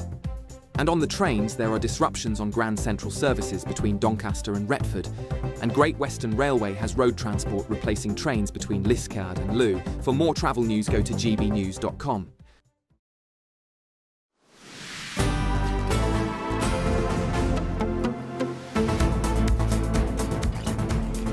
Good afternoon, Britain. It's 39 minutes past 1.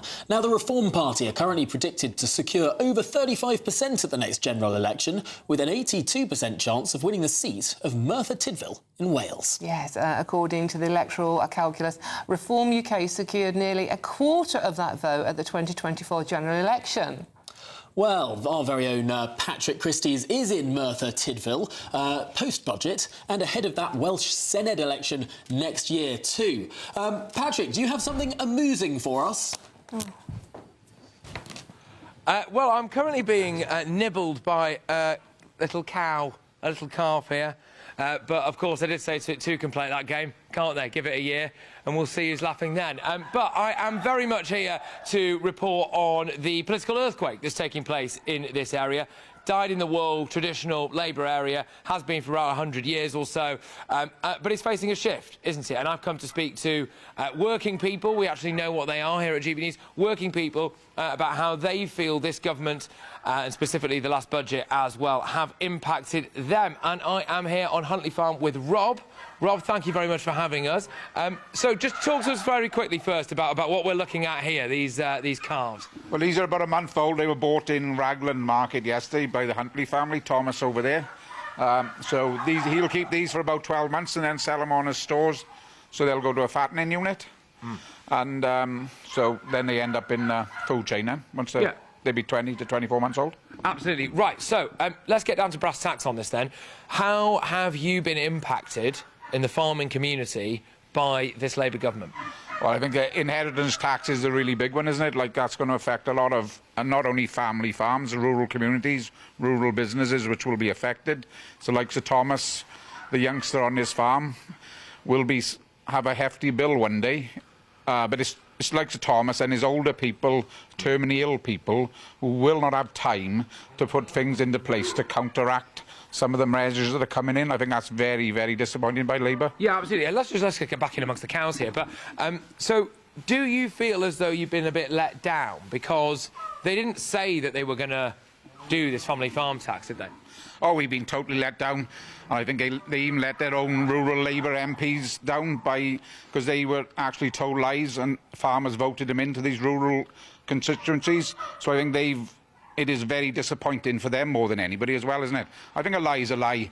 And like 3 months into their term of office, they brought inheritance tax in because we had people sat round our table, quite high up in the Labour Party, who assured us that they would not touch inheritance tax. 4 months or 3 months down the road, they brought it in. They didn't even have time to work out what impact it was going to have on the farming, local communities, rural communities. That's the sad part. Yeah, absolutely. And just lastly, one of the main reasons we are here, of course, is because of this political earthquake that's taking place. So who do you think you're going to vote for at the next election? I honestly don't know right now, but it won't be Labour. Right, OK. Well, we'll watch this space. Look, I'm going to be doing loads of this. I've got my show live, 9 to 11 p.m. from a working man's club down the road in Merthyr. And, yeah, look, we're going to have it all here. We speak to loads of people, just try and get a flavour, really, for real people and how they're doing politically. Fantastic stuff, Patrick. This is what GB News is all about. You're doing God's work. Thanks indeed. Thank you very much, Patrick. I'm not sure the cows agree with you on that one. That's true. Well, we've just heard from the family of Dawn Sturgis, the woman murdered by Vladimir Putin in this country. Let's get the very latest. Is provided on behalf of Dawn's family. Our heartfelt aim throughout the long process has been to do right by our daughter, mother and sister Dawn. In the immediate aftermath of her death, Wiltshire Police wrongly characterised Dawn as a drug user, and the public were wrongly led to believe that she had somehow contributed to her death. As the evidence at the inquiry recognised, that was a grave mistake by Wiltshire Police that should never have happened. The police's incorrect assessment trumped that of the paramedics that there was a real possibility that Dawn had suffered from a nerve agent poisoning. The Chair has concluded that this error had the potential to put at risk other members of the public and emergency responders. We, and most importantly Dawn, have been vindicated today. The inquiry has concluded that Dawn was a wholly innocent victim, killed by Novichok as a direct result of Russia's cruel and cynical attempt to assassinate Sergei Skripal. The inquiry's report concludes that there were failures by the UK government in the management and assessment of the risk that Russia posed to. Well, that was a statement on behalf of the family of Dawn Sturgis. Let's get the latest analysis now with our Home and Security Editor, Mark Wise. Well, you heard the family. They are very unhappy about the way in which they were treated by Wiltshire Police, because they believe that the police had formed this conclusion about Dawn Sturgis, that she was a drug user, that actually what she may have been suffering from when police were called to assist her and also her boyfriend Charlie Rowley was opiate overdose.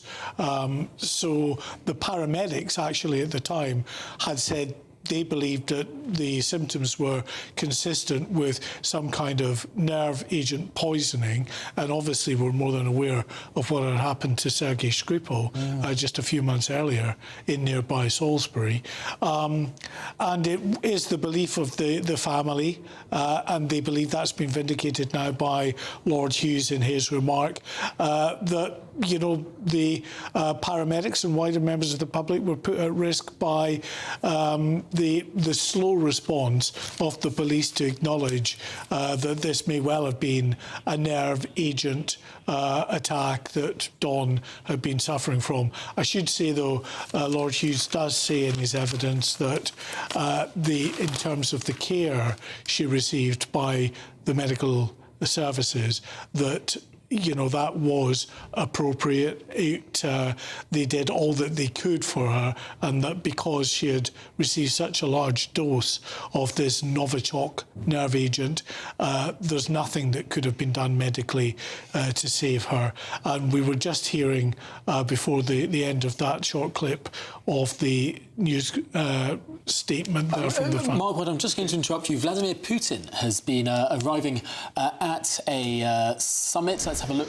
Live pictures here. Vladimir Putin meeting Narendra Modi in India. Enormous goings-on here. Of course, India buys an enormous quantity of petroleum from Russia, and this has been quite the concern of particularly Donald Trump in recent years, where he hasn't quite liked this relationship. It is the big thing, isn't it? I mean, what is curious now, obviously, is India is a long way away from us, but what would his reaction be to the findings we've been hearing about today, where he has been said that he's morally responsible for the death of Dawn Sturgis? It'd be very interesting to get his reaction, but we know so far Russia have denied anything to do with this whatsoever from day one. For 7 years have said absolutely nothing to do with us. Now, for a long time in international relations, Britain has been trying to bring India in to what's known as the D10. We've got the G7. Well, they add on 3 more countries, democracies, trying to bring the democracies of the world together. Well, it's moments like this that make the sort of initiative of the D10 look rather futile, quite frankly, because this is a red carpet moment being rolled out for Vladimir Putin in India. Well, this is the thing, isn't it? I mean, it is still, it's morally responsible for what happened to Dawn Sturgis, and potentially that could have killed thousands of people if it had been handled any worse than it was. And we know that the ambulance crews and the people that went there as well are still affected by what they had to deal with then. And it is actually the fact that he has... Well, this is not the first time, Mark White, this is not the first time that Russia have been involved in murdering people on British soil. Well, not the first time on British soil, and not the first time in countries all around the world. It is something that Russia does proactively because it sees it as hugely important to send out a message very publicly to anyone that would, as they see it, betray Mother Russia, that they will never get away with that the Russian state has a long memory, it is very patient and is willing to wait often many years, but will strike when people least expect it. I mean, we're seeing obviously Vladimir Putin there with Narendra Modi. That is obviously a key alliance as far as India is concerned, much to the sort of annoyance, displeasure, if you like, of Western countries.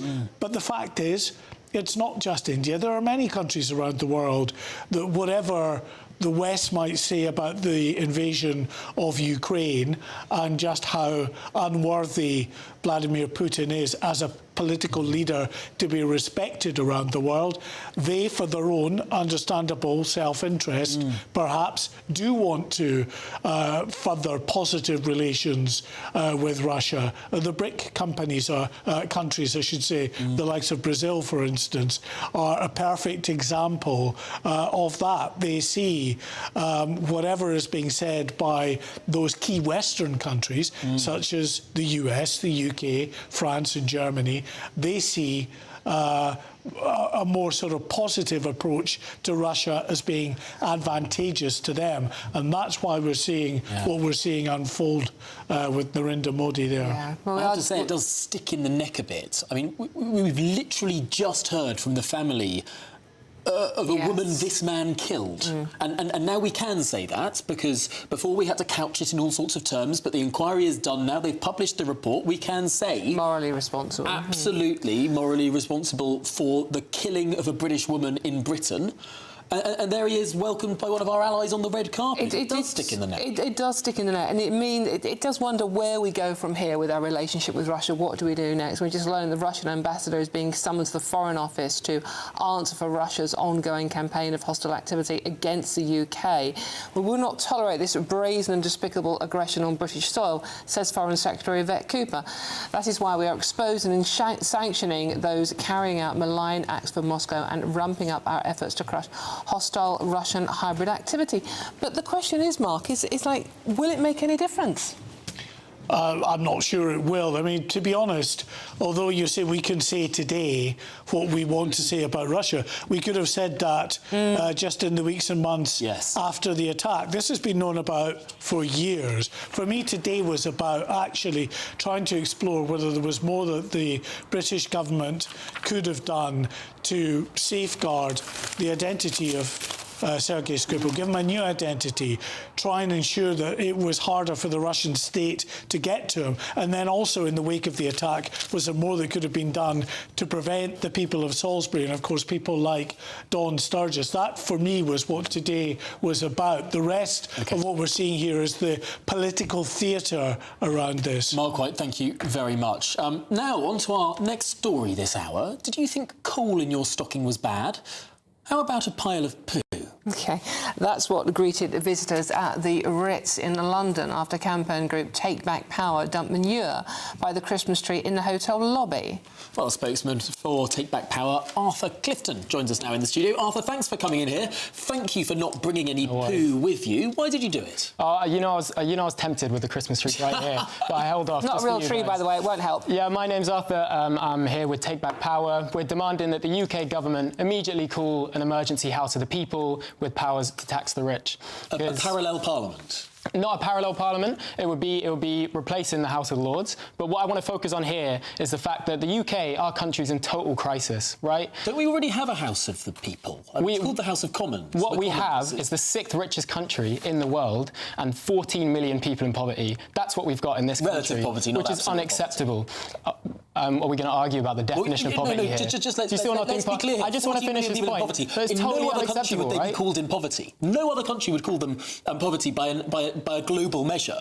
We're a rich country. We have poverty because we have a relative measure of poverty. We will always have poverty because it's a percentage of the total. That's how you calculate it. Here's another stat for you, Tom.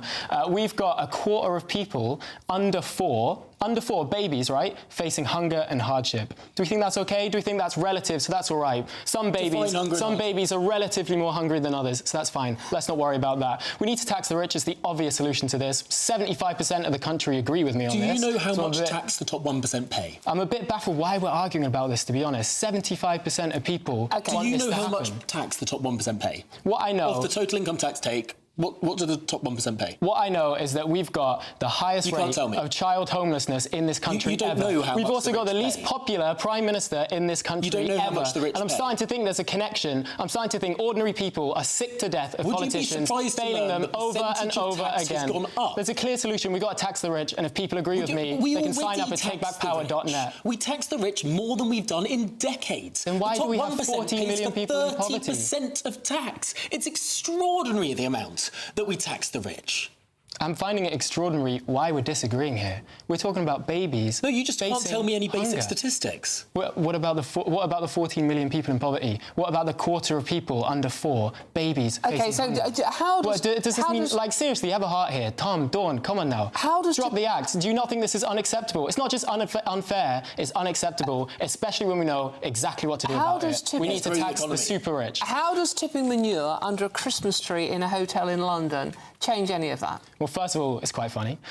Second of all, it gets me on here talking to you, and it's clear that when the super rich own democracy as they do, they get a vote with every time they donate. When this stuff is happening, it's up to ordinary people to take a stand. This is nothing new. I'm assuming you guys like having weekends. You're very for taxing the rich and sort of like making sure the working people as are 75% of the country. Who do you think was cleaning up the mess you made? It wasn't the rich, was it? Who's cleaning up the mess of this country right now? Because it's certainly not the people in power, and it's certainly not Keir Starmer, is it? Arthur, answer my question. Who was responsible for cleaning up the mess that you made in that hotel? Answer my question. Do you not enjoy having a weekend? I asked first. Do you not enjoy having a vote? This has happened through ordinary ordinary It people was the taking a working stand, people, and now wasn't it, is no Arthur? It was the different. poor working And if people people agree with that me, you say which you're I know for. they do, they should go to takebackpower.net and sign up now. You didn't answer my question at all. And what's your definition of rich, by the way?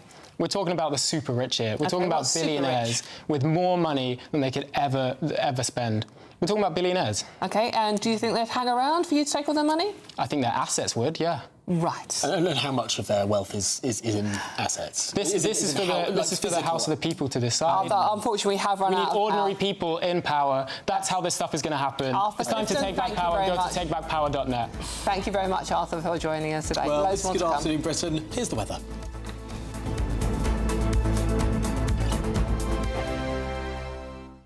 It's the greatest cash prize of a Great British giveaway so far. A simply stunning £85,000 in tax-free cash to spend on anything you like, making 2026 your greatest year to date. That could get you that brand new car, extend and improve your home, take you away on that bucket list holiday, or just give you some peace of mind over the coming months. For a chance to win £85,000 cash, text cash to 63225. One entry costs £2.50 plus one standard network rate message, or text bonus to 63225. 5 entries cost £5 plus one standard network rate message. Go to gbnews.com/win. Entries start at £2.50. Call 0903 686 3232. Calls cost £2.50 plus your network access charge. Or post your name and number to GB18 PO Box 8690 Derby DE1 9TT. UK only. Entrance must be 18 or over. Lines close at 4 p.m. on the 30th of January. Please check the closing time if listening or watching on demand. Good luck.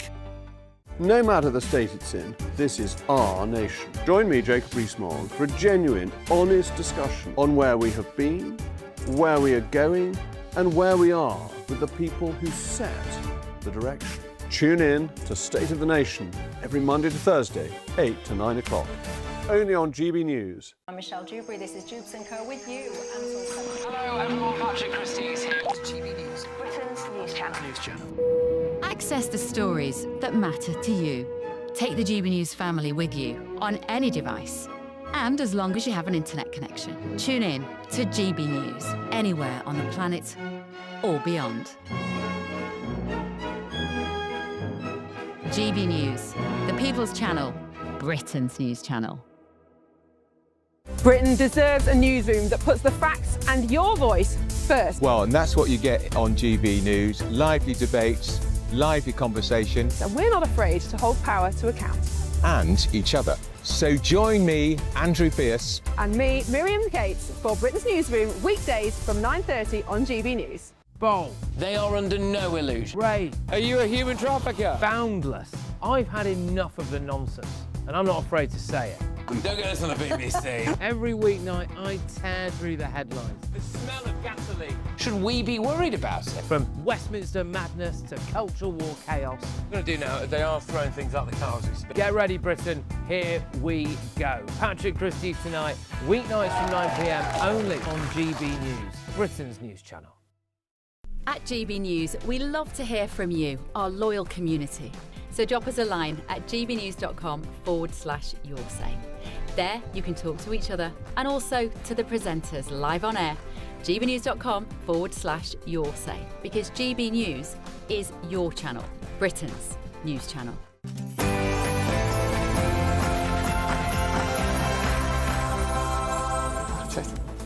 Good afternoon, Britain. It's 2 o'clock on Thursday, the 4th of December. I'm Dawn Neeson and... I'm Tom Harwood. Now, Vladimir Putin bears moral responsibility for the 2018 death of Dawn Sturgis. Tell us something we didn't know.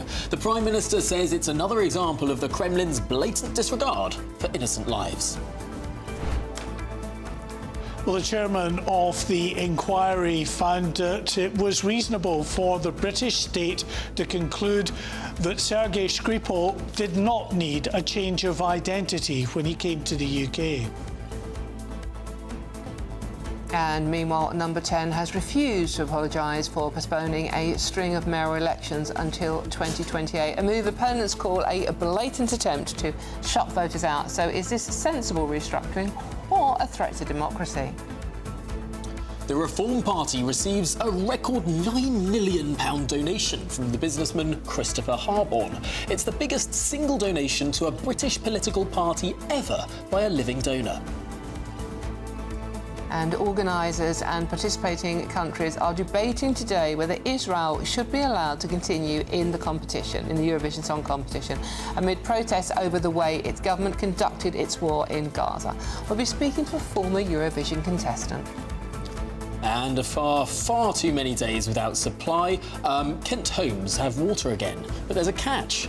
A renewed contamination warning means residents have to boil all their water before using it.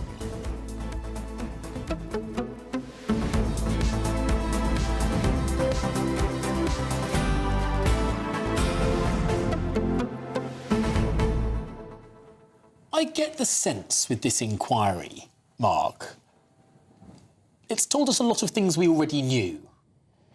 Yes, there's no doubt. We knew already that the British government, just weeks, months after the nerve agent attack, put the blame firmly at the feet of Vladimir Putin. We issued very significant sanctions, as did other countries, against Russia at the time. And of course, relations with Russia have only deteriorated in the years since, because we've had that full invasion of Ukraine, etc., and a diplomatic relationship between the two countries that has just continued to worsen in that time. So I think the sort of conclusions of Lord Hughes that lots of news outlets have seized on with regard to Vladimir Putin don't really tell us anything new, don't bring us forward any. For me, it's these issues about whether the British state could have done more to ensure that Sergei Skripal was kept away from the Russian state and its ability to reach out and do him harm, and indeed the people of the UK harm in that act. And I'm not sure that the family of Don Sturgis were particularly reassured by the conclusions that his lordship reached at the end of this 7 years. Certainly didn't get impression either, but let us know what you think about that story. gbnews.com/your say, and indeed any of the other stories we are discussing today. It's all about you and what you think and your opinion. We will try and read as many out as we possibly can, so do keep them coming in. But all of that coming up after your headlines with Sam Francis.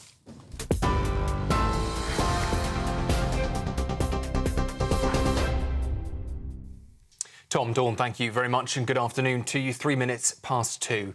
Well, a matter for real concern, that the warning today from the family of Dawn Sturgis after a public inquiry concluded that the Kremlin directed the Novichok attack that led to her death. The 174-page report found the operation to poison double agent Sergei Skripal in Salisbury was authorised at the highest level. Investigators say Dawn's condition was unsurvivable after she unwittingly sprayed herself with Novichok from a perfume bottle left by a Russian military hit squad. The UK has now issued new sanctions against Russia in response, whilst Keir Starmer says today's findings are a grave reminder of the Kremlin's contempt for innocent lives. The inquiry certainly didn't mince its words. It lays the blame firmly at the very top of the Russian state. And here's the chair, Lord Hughes, outlining just how seriously he views the actions behind the attack. Those who authorised the mission, up to and including, as I found, President Putin, that conduct was astonishingly reckless. There is a direct causal link between the actions of all those individuals and Dawn Sturgis's death. And they, and only they, bear moral responsibility for it. In politics, the Conservatives are vowing to fight the government's decision to delay new mayoral elections every step of the way. The votes, originally due next May in Essex, Norfolk and Suffolk, Hampshire and the Solent and Sussex and Brighton, have now been pushed to 2028.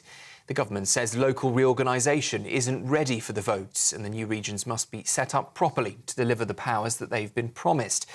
But the opposition leader Kemi Badenoch calls it an attack on democracy and accused Labour of stalling because it fears the result. This is yet another example of Labour not being ready for government. This reorganisation is taking too long. I've been a local government minister, and there have been situations where you needed to postpone a year. So we'll have an extra year just so that we can be ready. This is now out of control. They need to have these elections. They should not be denying people democracy. Earlier, we asked Labour Minister Josh McAllister about that condemnation from opposition parties, but he says it's ludicrous. We're reorganising local government and strategic authorities as a country because everything's too centralised. That needs to be done with care, and it needs to be done methodically. That's all we're talking about here. People are still going to be going to the polls in May next year. They're going to be going to the polls in May the next year. We have local elections in this country all the time. That is not changing. Next to news from the Middle East, reports this afternoon suggesting a leading anti-Hamas commander has been killed in Gaza. Yasser Abu Shabab, the head of the Popular Forces, reportedly died after he and a senior commander were caught in an ambush. The Reuters news agency says Abu Shabab, seen as the most prominent anti-Hamas clan leader in Gaza and backed by Israel, later died of his wounds in a southern Israeli hospital.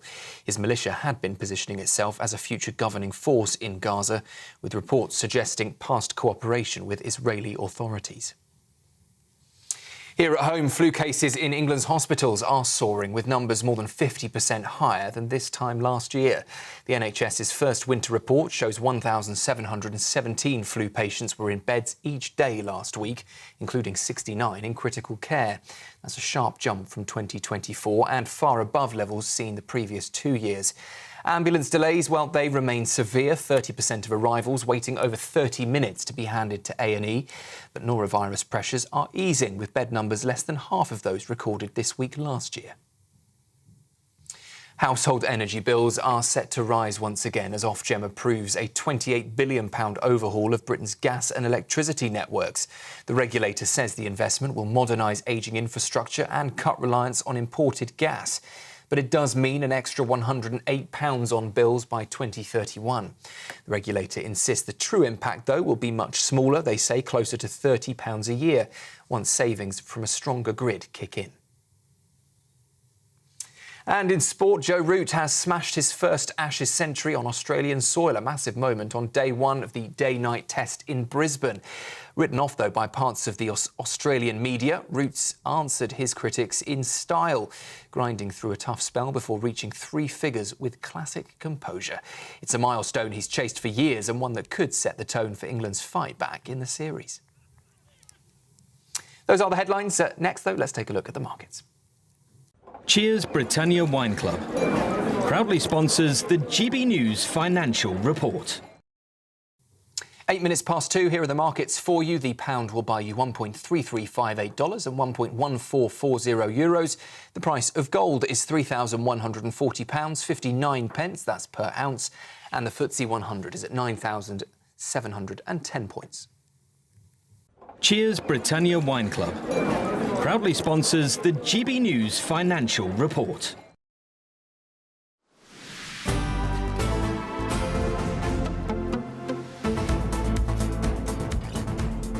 Good afternoon, Britain.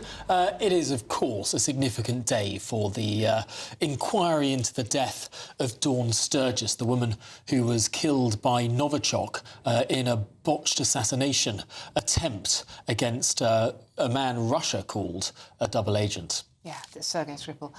Mark White, bring us up to date on the story, please. Yeah, I mean, just to remind people that, maybe forgotten some of the facts here. This was back in 2018 in Salisbury. Sergei Skripal and his daughter Yulia were living in Salisbury, having been located there by the British government because he was a former spy for the Russian intelligence, military intelligence agency, the GRU, but he was spying on behalf of the British. He was arrested by the Russians, jailed, then subsequently released as part of a prisoner swap, and he came here.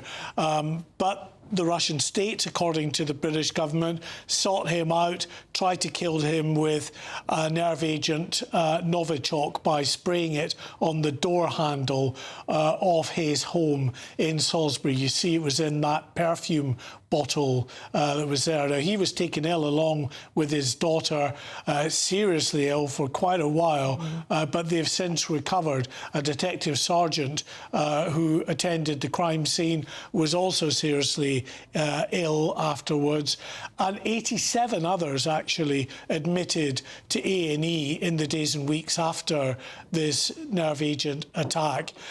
if we then roll on a few months, we had that horrific incident where Dawn Sturgis was then also contaminated and died. It was that perfume bottle that we showed you there. That was picked out of a bin, we believe, by her boyfriend, Charlie Rowley, who was in the habit of what they call bin dipping, going to the back of stores, looking into bins for anything that might be worth selling on. You'd found this apparently and then had handed it on to her some months later, hence the time lag. She died, obviously, having been contaminated very significantly by that Novichok nerve agent.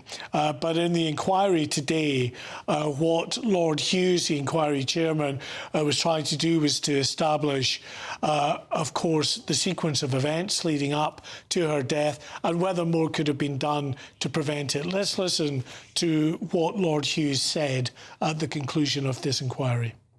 The assessment was made that there was not a sufficient risk of an attempt at assassination on British soil by Russian agents, and that was not unreasonable in the circumstances of the time. We're talking about 2010 to 2018. Circumstances, geopolitical circumstances, were a little different from now. Well, we've heard from the family of Dawn Sturgis within the last half an hour, and actually they do believe that there should have been more that was done in the way of a risk assessment and a more active, proactive, updated risk assessment, which was clearly not done. They've also expressed concern about the way in which public information and health warnings were issued by the authorities to the people of Salisbury after this nerve agent attack. They believe that people should have been warned not to pick up containers, bottles, other discarded items in the days after that attack. That might have given the message that maybe people like Charlie Rowley, the boyfriend of Dawn Sturgis, could have picked up on. Quite. Mark, thank you very much. It's Home Security Agent Mark White there for us. OK, now number 10 has refused to apologise for postponing 4 mayoral elections until 2028. Well, it comes as Reform Party accuses Labour of trying to stop them from winning votes. So is democracy at risk? Well, we're joined now by Conservative candidate for Greater Essex, Louise McKinley. Louise, thank you very much for joining us. The government would say they're postponing these elections because the areas aren't quite ready for them yet. The other side obviously accuses them of running scared from reform. What do you make of it? Well, I think any excuse that's come from the government is completely farcical. This is the biggest change in local government for over a quarter of a century. It's about devolving powers down from Westminster, putting it in the hands of directly elected mayors. And the government have just pulled the rug out from under that. They've marched everybody up the hill, only for us to then find out we're not being led by generals, but by tin soldiers. They're flaky, they're spineless, they're running scared, and I think it's an absolute disgrace.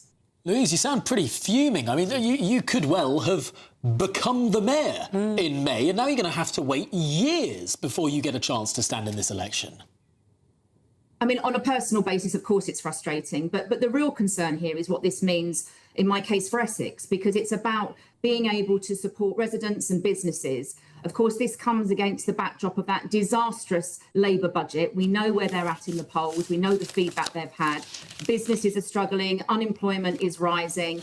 We know that there is very little hope for many people, particularly working people, who are frankly now having to pay more to keep people on benefits. And it's against that backdrop that I was looking to become the Mayor of Greater Essex, to really be able to shout about our great county and to make sure that our residents and our businesses are having that support that they so desperately need and that they're simply not getting from this government at the moment. Analysis of the areas, I mean, obviously Essex, your area, Hampshire and Solent, Sussex and Brighton and Norfolk and Suffolk. Analysis shows Reform are on target to win all 4. So it's not just the Labour government that we're worried about this. Maybe the Conservatives, i.e. yourself, should be concerned about the rise of Reform in these areas. So I'm really clear about, my background, what I have achieved so far, my record of delivery. I've been out there now for months, speaking to businesses, speaking to community groups, and out knocking on the doors of people, talking to them about what it is that I want to deliver for our great county. So I'm not in the least bit scared of what Reform or others are looking to do here. I want these elections next May. I believe I can win, and I think I've got a very strong offer for the people of Essex. Now, you say you've been pounding the doorsteps and you've been sort of going around and talking to people. Presumably you've printed leaflets. You've been really expecting this election to happen in May. When did you find out it wouldn't? So it was late last night that I got a phone call telling me what would have come forward from the government to the council. We obviously had to wait for today for more information, and I think it's quite telling that even their own candidate had to find out, apparently from a journalist. This is a government that is in complete and utter chaos. They don't know their left from their right. They're lurching from one disaster to the next, and I think this is just the latest in a long line of examples that they're simply not fit to govern. OK, Louise, thank you very much. That is our Conservative candidate for Greater Essex, Louise McKinley. Thank you very much for joining us, Louise. Well, let's cross live to Westminster now, where our political editor, Christopher Hope, has escaped the rain on Downing Street and is now in our more comfortable studio. Chris, this is a really significant moment. This government's getting a reputation for delaying, postponing, cancelling elections.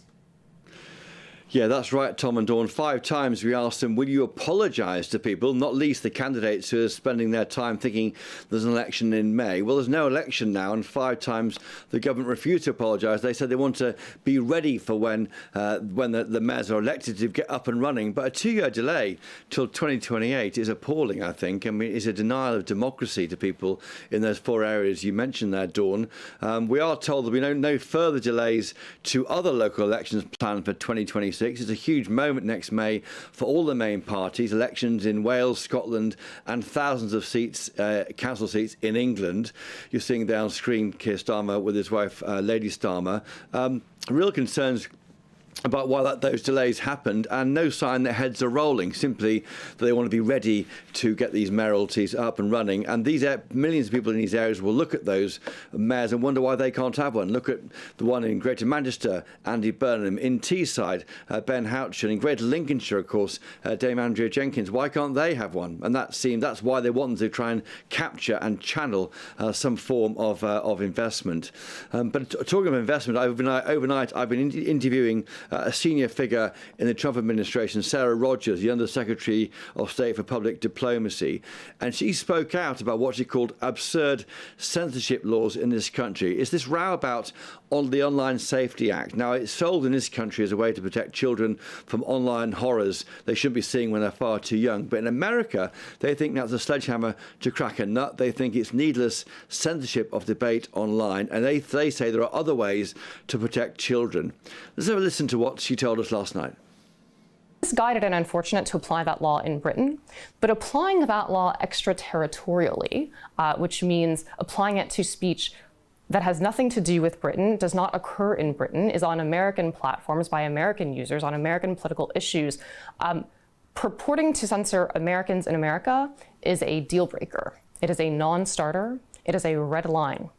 And that's what Ofcom has tried to do with the Online Safety Act, and that's one reason the American government is concerned.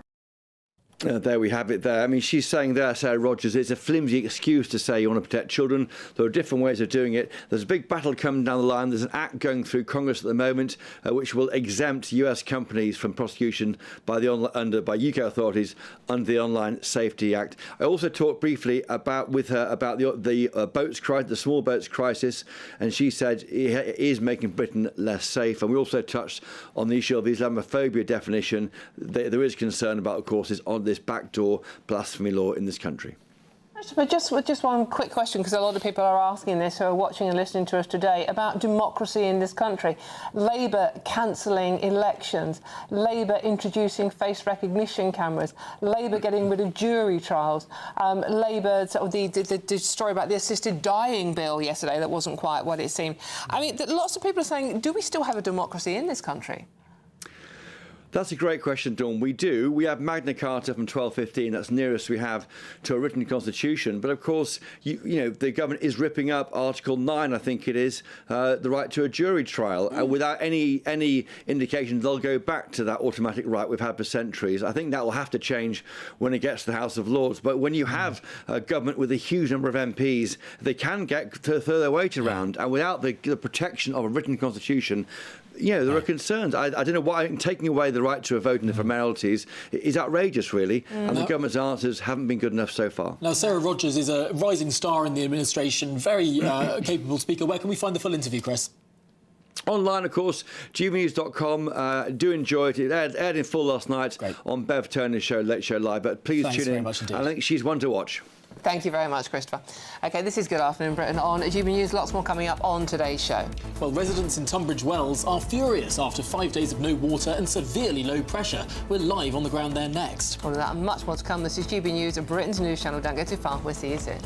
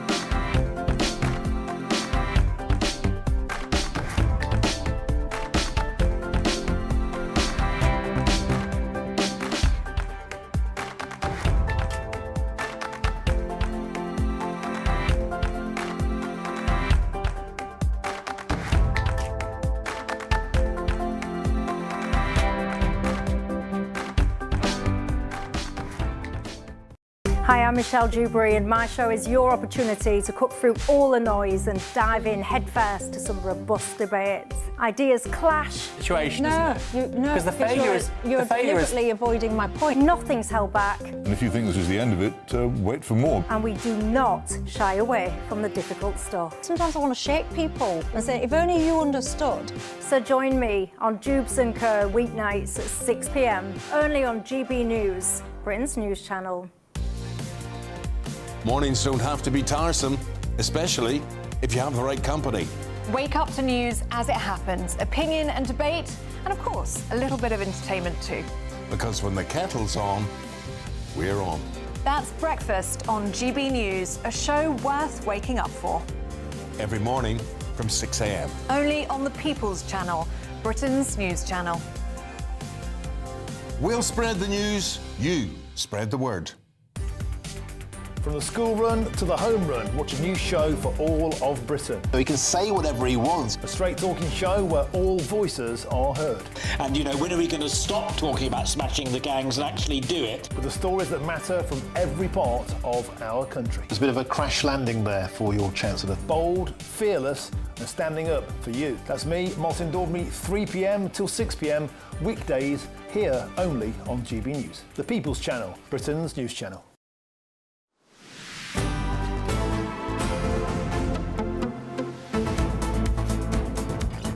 Good afternoon, Britain. It's coming up to 25 minutes past 2.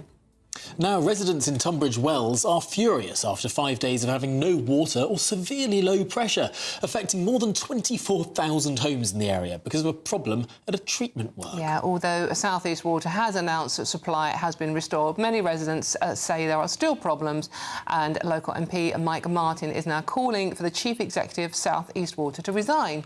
Well, joining us now from Tunbridge Wells is GB News' sparkling new reporter Isabel Fikulak. Isabel, what's going on?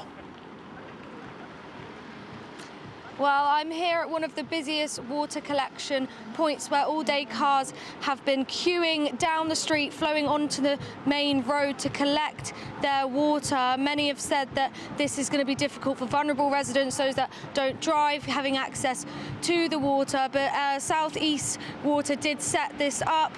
They've done what they've said is their best to help and deal with the error since it happened, and that error was that a bad batch of chemicals was released into the system on Saturday night. It's now Thursday. There's been sixth day now without water, though it's been restored for some people.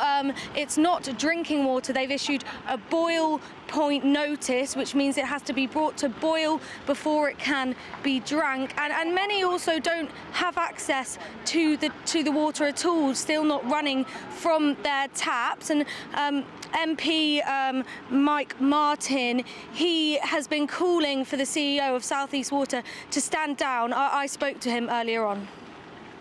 The problem that we're having in Tunbridge Wells, where we haven't had water for almost a week now, happened in 2022.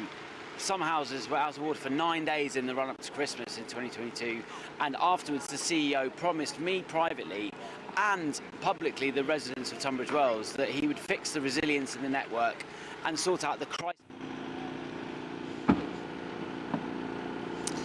Well, Mike, along with many residents here, are extremely frustrated and confused. The water was meant to come back at 12 p.m. yesterday, now 12 p.m. today, and it has for some people, but not for everyone. And people in the area are doing their best to support one another. I spoke to a gym manager earlier today who have been allowing people to come in to use their water that they still have. People from outside the area have been posting online, welcoming people in to use their showers. So the community bunching together, but it's a bit weird here on the ground. There's not many people out. There's a lot of water stations set up. Someone said to me that it feels a bit like COVID-19 times. And this impact has been huge for a lot of businesses, for GP surgery.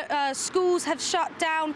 And I spoke to a business owner who said that it's an absolute shambles and that it's obliterated the whole of December for their business. Another one said that they are running a war here, so really struggling to cope without this key amenity, and we're waiting for South East Water to confirm when water will return, that is drinking water as well, because as we know, it's just the boil notice right now, no access to clean water to drink. Isabel, thank you very much. That's a GB News reporter, Isabel Fekulak in Tunbridge Wells. Thank you very much, Isabel. It's extraordinary, isn't it? I mean, we're allegedly a first world country. And we've got. I bet Somalia has better access to clean drinking water than we do. You know what, Tom? It takes me back to the 1970s when we used to, in the long hot summer. Remember that, when you were queuing up on the corner with your standpipes and you were sharing baths and showers. Those were the days, weren't they? Were they the days? I mean, it sounds terrible. That was good fun. It was good fun. And well, I think everyone comes together at a time of crisis, but I don't want to live in perpetual crisis. And we had a long hot summer and no one went on about global warming. We just got out there and enjoyed it. Didn't know it existed. Sharing, exactly that. In any case, we've got some more good news for you. Slightly more smoggy times, but simpler times. Oh, gosh, it wasn't that bad. Right, now, brand new Great British giveaway and your chance to win our biggest cash prize today. Here's all the details. It's the big one. Your chance to win a whopping £85,000 in tax-free cash. The largest cash prize we've given away to date. That's like over £7,000 a month extra in your bank account each month for 12 whole months. That's a year of yes. Yes to holidays, yes to treats, yes to shopping trips, yes to home improvements. What would you say yes to?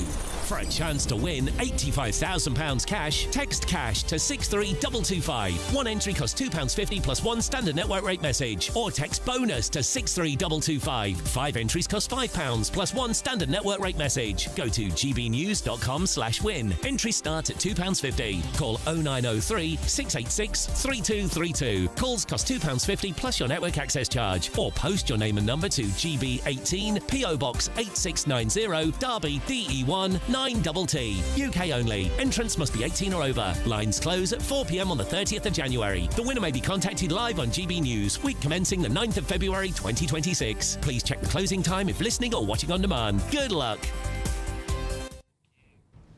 Good luck indeed. There we go. go. On, you said you were going to say it. Like, good luck. It's just because I wanted to trip you up, Dawn. Oh, okay. Well, this is Good Afternoon Britain. I didn't actually say that. This is Good Afternoon Britain on GB News. There's lots more still to come. Yeah, Reform UK predicted an 82% a chance of winning the seat in Merthyr Tydfil in Wales. We're live there next, but first, your latest news headlines with Sam Francis.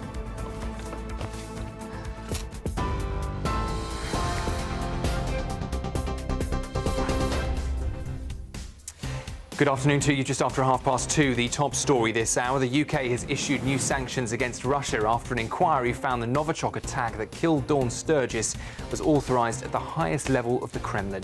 The report says GRU agents acted on direct orders and that Ms Sturgis' death was unsurvivable from the outset. Sir Keir Starmer says the findings are a grave reminder of Moscow's disregard for innocent lives. Here, the government is pushing back new mayoral elections. Votes in Essex, Norfolk and Suffolk, Hampshire and the Solent, and Sussex and Brighton are now not due until 2028. Kemi Badenoch's vowing to fight the government's decision every step of the way. This is now out of control. They need to have these elections. They should not be denying people democracy. Household energy bills are set to rise once again, but Ofgem insists the payoff is long-term savings. The regulator's £28 billion upgrade to Britain's gas and electricity networks will add £108 to bills by 2031. The Health Secretary is ordering an independent review into spiralling demand for mental health, ADHD and autism services. Wes Streeting says diagnoses must be based on strictly clinical evidence. The review lands in 2026 as a major welfare reform push is announced. And the UK and Norway have today signed a major new defence pact at Downing Street. It joins their navies into a combined fleet to hunt Russian submarines. Defence Secretary John Healey says a new era of threat demands deeper NATO cooperation, adding that the deal is as significant as any Britain has ever signed. Those are the headlines. That's it from me for this hour. You'll have Tatiana Sanchez here for a full update at 3. Take the GB News family with you on any device. As long as you have an internet connection, tune into GB News anywhere on the planet or beyond.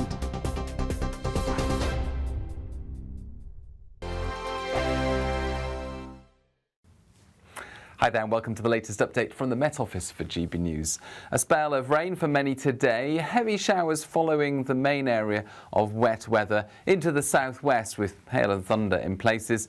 The weather, in other words, is staying unsettled with low pressure sitting just to the northwest of the country, and we've got this slow-moving weather front sitting across the Midlands, eastern England, into northern England, as well as parts of Scotland during the rest of the day. Northeast Scotland, some sunny spells, likewise for Northern Ireland, Wales and the southwest, but frequent heavy showers, particularly towards the southwest, with hail and thunder mixed in.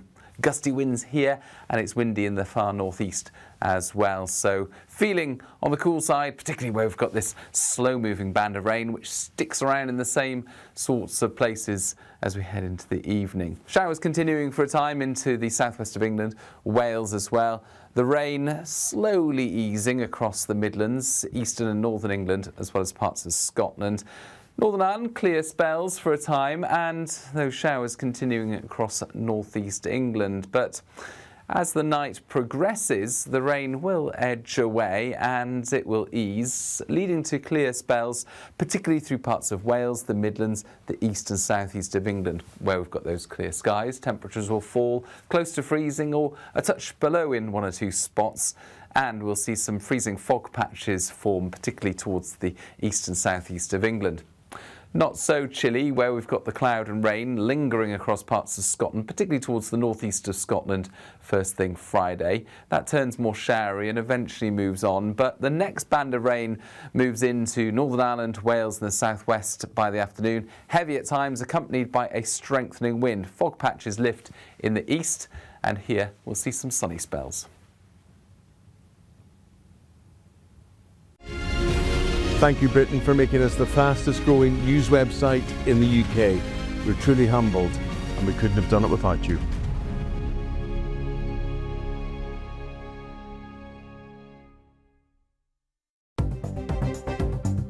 Good afternoon. This is the latest AI travel news from GBNews.com. The A470 northbound near Pontypridd experiences delays due to an incident. The A7 northbound in Galashiels is closed after an incident at Fountain Hall. Motorists, especially HGV drivers, should use alternative routes like the A68. In Surrey, the A3 southbound exit slip to the A244 faces 10 minutes of congestion. And on the trains, Thameslink services face major disruption between London St Pancras International and London Blackfriars. Grand Central routes are delayed between Doncaster and Retford. For more travel news, go to gbnews.com.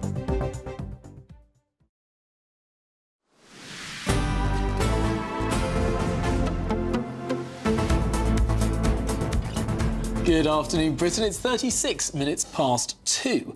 Now, the Reform Party are currently predicted to secure over 35% at the next general election. That's what Tony Blair got in 2005. Well, it's giving the party an 82% chance of winning the seat of Merthyr Tydfil in Wales. Yeah, so according to the electoral calculus, Reform UK secured nearly a quarter of the vote at the 2024 general election. So what have we done? We have actually sent Patrick Christie down there to find out what the hell's going on. Here he is. Patrick. Yeah, thank you very much. OK, so we're a week on from that Labour budget. We're about 18 months into a Labour government now. Now, where I am currently standing is really the birthplace of the modern Labour Party. Keir Hardie, the man that Sir Keir Starmer is named after, was the MP for the local area. He was the first Labour MP in Wales. He founded the Labour Party. You get the scene that I've set for you here. Well, you just mentioned the latest polls. It looks like Reform could win. There's obviously issues as well when it comes to Plaid. Now, over the course of the day, we've been speaking to farmers, rural area. How have they been affected by this Labour government? Small business owners we've been speaking to as well. What we're about to find out is about the loss of those traditional working class jobs. Behind me, you'll see the Hoover building. Used to employ 5,000 people. Closed for good. In fact, they are clearing it, ready for demolition. All of these areas around me now used to be coal pits. Every single one has closed. The last one closed in 2023. Tens of thousands of people no longer have jobs there. Shortly, we're going to talk about that, but that is not enough to deter everybody, of course, from voting Labour. Earlier on today, I did speak to one gentleman who basically is going to say that he would vote Labour no matter what. So let's hear from him before we go to my guest. I don't want to figure it out. I want somebody who's steady, straightforward, and I think Keir Starmer's our man, but he doesn't come across as a big figure. He's just a nice guy. He's a typical family man, but I think the press ridicule him, and they're after him, basically. I think he's a socialist at heart. I don't think he portrays himself well enough. He's not. We've had all these big figures. You know, we've had the Conservative Party put up the puppets, if you like.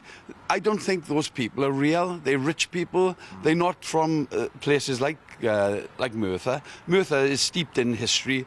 It's the origin of the Labour movement. I think people now are being conned by the press. But Labour are facing a huge problem. If you are a party that's been founded out of the working class, if those working class people no longer have an industry and no longer have the opportunity to work in a place, how does the Labour Party survive? And I'm joined now by Jason O'Connell, who is a Reform councillor here. Thank you very much. Would you mind just explaining the significance of where we are here, really, and when it comes to the industry and work around this area? Yeah, absolutely. This building behind us was it was a crown and the jewel of Merthyr back in the day. It employed 5,000 people. So it's not just about that headline figure either. There's a whole economy that sits outside that 5,000. It employed people. They had sports teams, they had social events, so it was a really big deal back in the day. And sadly now it just stands as a bit of a monument to Labour's failure in government. And it's the surrounding area as well, and it's not just this factory, there are other factories around as well, aren't there? There are many. You could go in any direction from where we are now and see instances like in St Athan in South Wales where thousands of jobs were left, those high-skilled engineering jobs, and they were sent to all corners of the world, never to return again. You could look at Forge in Bridgend where we had the engine factory that closed and those weren't replaced. So this is one symptom of, I would say, a desperate record of failure by the politicians in the Senate. Well, and that's interesting because a lot of people will be saying, well, Labour wasn't in government nationally for a lot of those periods of time, and they'd be right about that. But this is another reason why Wales as a whole is such an interesting case study, because you've had a Labour government in Wales for a very long time. So do you pin the closure of the pits, the closure of factories like this, and the unemployment that's followed on that Labour government, even though the Tories are in charge for quite a long time nationally? So we've had hard Labour in Wales for 26 years. We know that they, back even further than that, they were responsible for closing some of the pits, as was the Tories. There's a lot of history around that, as we all know. But those jobs haven't been replaced. We haven't got the high technology jobs, and that's a case for Labour, it's a case for the Tories. And we now know what 26 years of a Labour government looks like, and it's destitute. It's a complete museum of destitution in the South Wales valleys. And we know what 14 years of a Tory government looks like in Wales. They say one thing during an election and deliver something completely different when they're in power. So is this why Reform is predicted to win here? Is it the fact that people feel as though they've tried everything else and that now they want something different? But what are you going to do about the joblessness? What are you going to do with places like this? You can't reopen the pits, can you? What are you going to do? We're coming in on a pro-business ticket, so we do have policies that we're going to announce shortly. We're not going to be bullied by lesser political parties in terms of the timing of those announcements, but we'll be announcing our candidates, our policies and our leader over the coming months. I'm very excited about what I've seen so far. I don't know if you caught David Jones when he was in North Wales. He's leading up the policy effort along with Zia Youssef.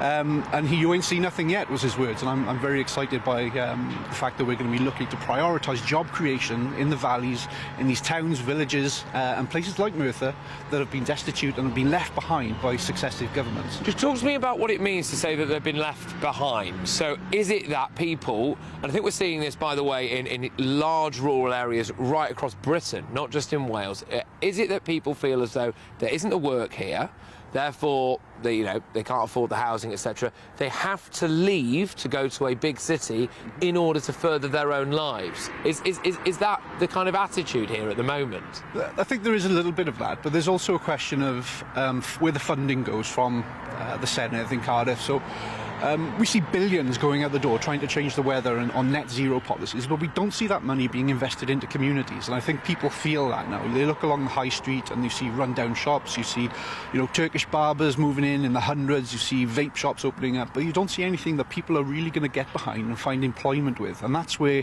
the funding that the government receives should be deployed to encourage those kinds of jobs. Just lastly and quickly on this, you hinted at a sense of replacement there. So the traditional working class Welsh people perhaps having, things like the Turkish barbershops move in and the vape shops move in. Is that making people quite angry, do you think, really? The sense that the area is being changed? Yeah, they do see that. There's no doubt there's a creeping forward of that. And I'll give an example where there's a small town in the valleys, Porth, that's got a population of 3,000 and it's got something like 16 Turkish barbershops in the high street. It's ridiculous. So they do see that, they feel that, and they see that there's no benefit behind that, but they're almost too nervous to speak about it openly. OK, all right, well, look, thank you very, very much. I'm going to throw it back to you now. Just will say that I'm going to do my show live from Merthyr Tydfil, 9 to 11 p.m. from a working man's club. It's going to be absolutely fantastic, speaking to real people, getting out and about, doing what GB News does best, really shining a light on some of those areas, really important areas, full of salt-of-the-earth people that a lot of the establishment media doesn't want to touch. Back to you. Sounds like a cracking show, Patrick. I hope lots of people will be tuning in. Cheers. Thank you very much, Patrick. OK, we're going to bring you some breaking news now concerning the Manchester Park synagogue attack. Mohammed Bashir, 31, has been charged with 4 terrorism offences following allegations he assisted Heaton Park synagogue attacker Jihad al-Shami with earlier reconnaissance of a UK defence facility. That's according to the Crown Prosecution Service this afternoon. We'll have more on that story, of course, throughout the afternoon here on GB News. But in the meantime, if you're in search of getting away a bit, perhaps travelling to somewhere where there's a little bit more warmth, even sunshine, here's the weather in Europe.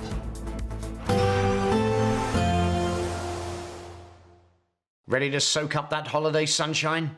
Won't we need some cover? No worries. All sorted. All Clear Travel Insurance sponsors GB News Travel Destinations Forecast.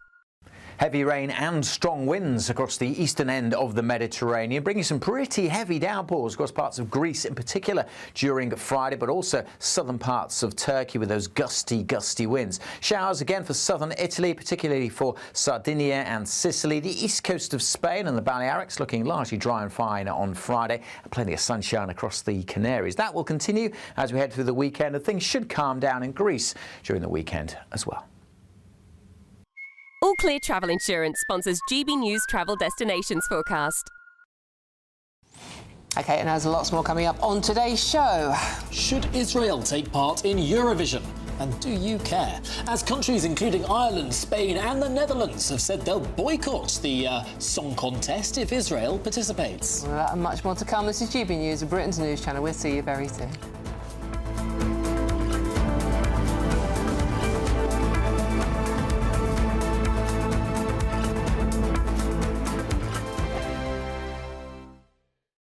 Westminster's full of talk, but out here, it's the real world. Am I allowed to talk then? No, that's it. This is where it matters, real people and real lives. That's what politics is all about. The fact has Trump made a good start? No. Straight answers, no spin, and just a couple of pints. How many fingers have I got up? About 10. So join me for Lee Anderson's Real World every Friday at 7 p.m. only on GB News. The People's Channel, Britain's news channel.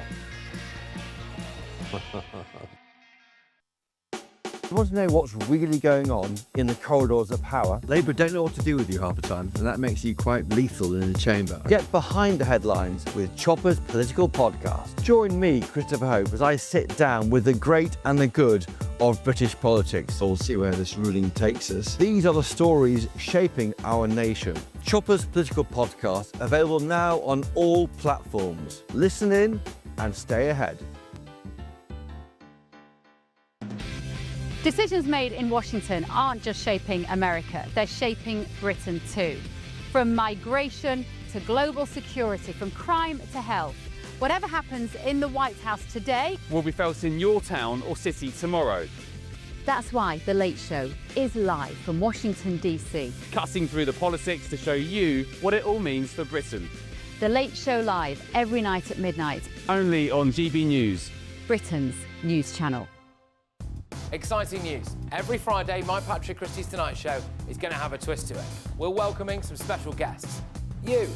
That's right, on Fridays I'm going to be doing my show in front of a live studio audience because this show is about you and what you have to say. It's going to be the same big debates, same big topics, same big opinions, but every Friday night at 9 p.m. you are invited to come on down to Patrick Christie's Tonight to be a part of the action.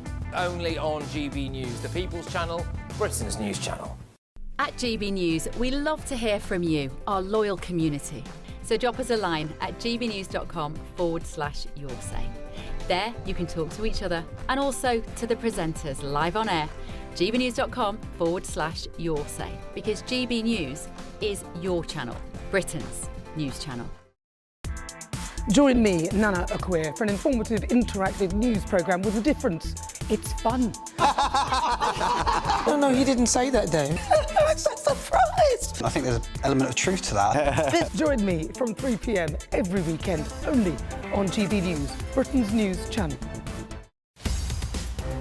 In the GB newsroom, we bring you the news as it happens. With our team of dedicated journalists across the UK, we're ready to keep you up to date with what's happening every half an hour, every single day. Bulletins here on GB News, the People's Channel, Britain's news channel.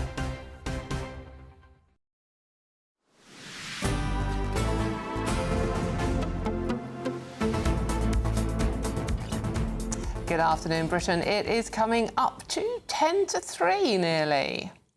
And Eurovision organisers and the countries involved are set to debate Israel's participation in the competition later today. This follows protests over the Israel government's conduct during, obviously, the situation in Gaza, as well as accusations of unfair voting practices. Well, joining us now is former Eurovision winner Jay Aston.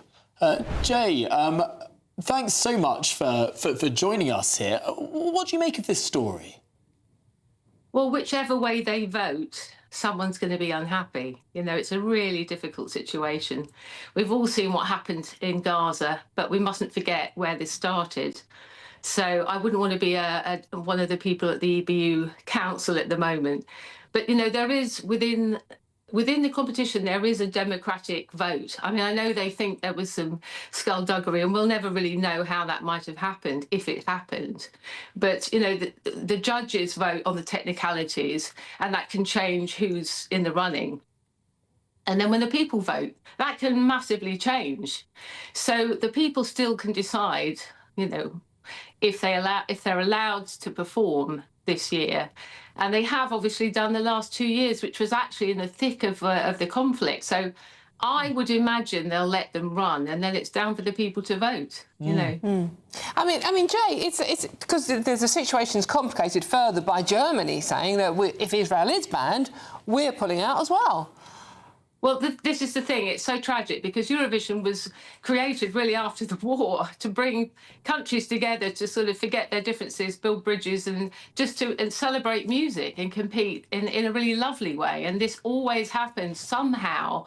Sort of not every year, but many, many years, we've had politics, in effect, brought into the competition, which is tragic. We had a similar thing back in... Would you believe that it's nearly our 45th anniversary next year of winning Eurovision? And we had problems, threats against us, and had to have additional security. It's been going on a long time, and it isn't really the essence of what Eurovision is about. But it's for each country to decide. You say it's not the essence of what Eurovision is about. For me, so much of Eurovision is politics. It's almost the joke that it's not, in a way, because it all has to pretend to be completely apolitical. And then you get songs like Lasha Tumbai from Ukraine, which, if you say it quickly, sounds like Russia goodbye. Or you get Armenia putting a song forward called Don't Deny, which, if you know about Armenian history, it's all about not denying the Armenian genocide. I mean, there's so much that's sort of snuck in past the censors. Yeah, I totally agree with you. Absolutely. It's obvious. But is that really what it's meant to be? You know, what do we do then? Just cancel it? You know, there's plenty of countries that thoroughly enjoy competing, and it is a wonderful show. And for an artist, it's like literally running for your country in the Olympics. So you've got to think of it from the artist's point. And you know, as a performer, that's really a highlight for you. So I always obviously see it from the performer's artist point of view. And obviously what happens, happens. I mean, I would imagine they'll allow Israel, and I'm sure people will pull out. Jay, Jay, can I just go back to something you said, that when you won, as you say, you come up to 45 years ago now, that you had threats as well and had to have security. Can you tell us a bit more about that? Well, we had a threat which we weren't told about for some time. It was an IRA threat. Obviously, you know, I was brought up as a kid. The terrorism of the day was more to do with Ireland. And I'd be worried going with my mum shopping up in London because there was bombs and, you know, all sorts of threats and all of that. And they didn't actually tell us at the time because I think they thought it would really knock us off our game. But we had to travel in different bus. We had security on our door. And we were sort of blissfully unaware. I mean, I literally went to go and get a pair of tights and I had 2 bodyguards with me and didn't really realise, you know, how bad the threat was. And bless them, they left us alone. Well, thank goodness you weren't put off your game either, because quite a good game it was too. Jay Aston, thanks so much for joining us. Thank you, Jay. Talking through... well, I must admit, I didn't know that. No, absolutely. Well, thanks for watching Good Afternoon Britain. We are back tomorrow. Sorry about that, but it's a Friday. But don't you dare go anywhere now, because Martin Daubney is up next. And he always has an amazing show. Expect warm spells with the odd rude interruption. Box Boilers sponsors the weather on GB News. Hello again and welcome to the latest update from the Met Office for GB News. Some showers will remain during the rest of the day, whilst the more persistent rain begins to ease. Chilly for some overnight under clear spells. We've got light winds emerging, and as the rain band that has affected many central, eastern and northern parts of the UK through the day eases and pushes northeast, we will see those clear spells develop more widely, especially through parts of Wales, the Midlands, the southeast of England. Under any clear skies, temperatures will fall away, a few freezing fog patches will form, and it'll be a frosty start for many, with temperatures dipping to around 0 or just below in places. Around western areas, showers will continue overnight, frost-free here. There'll also be this thicker cloud and showery rain continuing for parts of central and eastern Scotland with some snow over the hills. But that's going to ease as well through the morning. Some decent sunny spells through some parts of central Scotland into Edinburgh, the Lothians, as well as the northeast and east of England. And it's as we travel further south into East Anglia and the southeast, that's where there's the greatest risk of some dense fog patches first thing Friday. They'll be slow to clear, Might take until mid to late morning for some of those patches to lift. Otherwise, plenty of sunshine across some central and eastern parts of the UK, gradually turning cloudier, and in the west it's certainly going to turn wetter and windier by the afternoon, with some heavy rain pushing into Northern Ireland, Wales and the southwest. It will be milder in the far southwest, but for many a cold feel remains, especially as the rain moves in by the end of the afternoon, and that rain slowly working its way eastwards during the evening. Tricky conditions on the roads, I suspect, Friday rush hour. The rain replaced by some heavy showers late on in the day, and it stays very unsettled this weekend and early next week with further bands of rain and showers. Expect warm spells with the odd rude interruption. Box Boilers sponsors the weather on GB News. It's the big one. Your chance to win a whopping £85,000 in tax-free cash. The largest cash prize we've given away to date. That's like over £7,000 a month extra in your bank account each month for 12 whole months. That's a year of yes. Yes to holidays, yes to treats, yes to shopping trips, yes to home improvements. For a chance to win £85,000 cash, text cash to 63225. One entry costs £2.50 plus one standard network rate message. Or text bonus to 63225. 5 entries cost £5 plus one standard network rate message. Go to gbnews.com/win. Entries start at £2.50. Call 0903 686 3232. Calls cost £2.50 plus your network access charge. Or post your name and number to GB18 PO Box 8690 Derby DE1 9TT. UK only. Entrance must be 18 or over. Lines close at 4 p.m. on the 30th of January. Please check the closing time if listening or watching on demand. Good luck.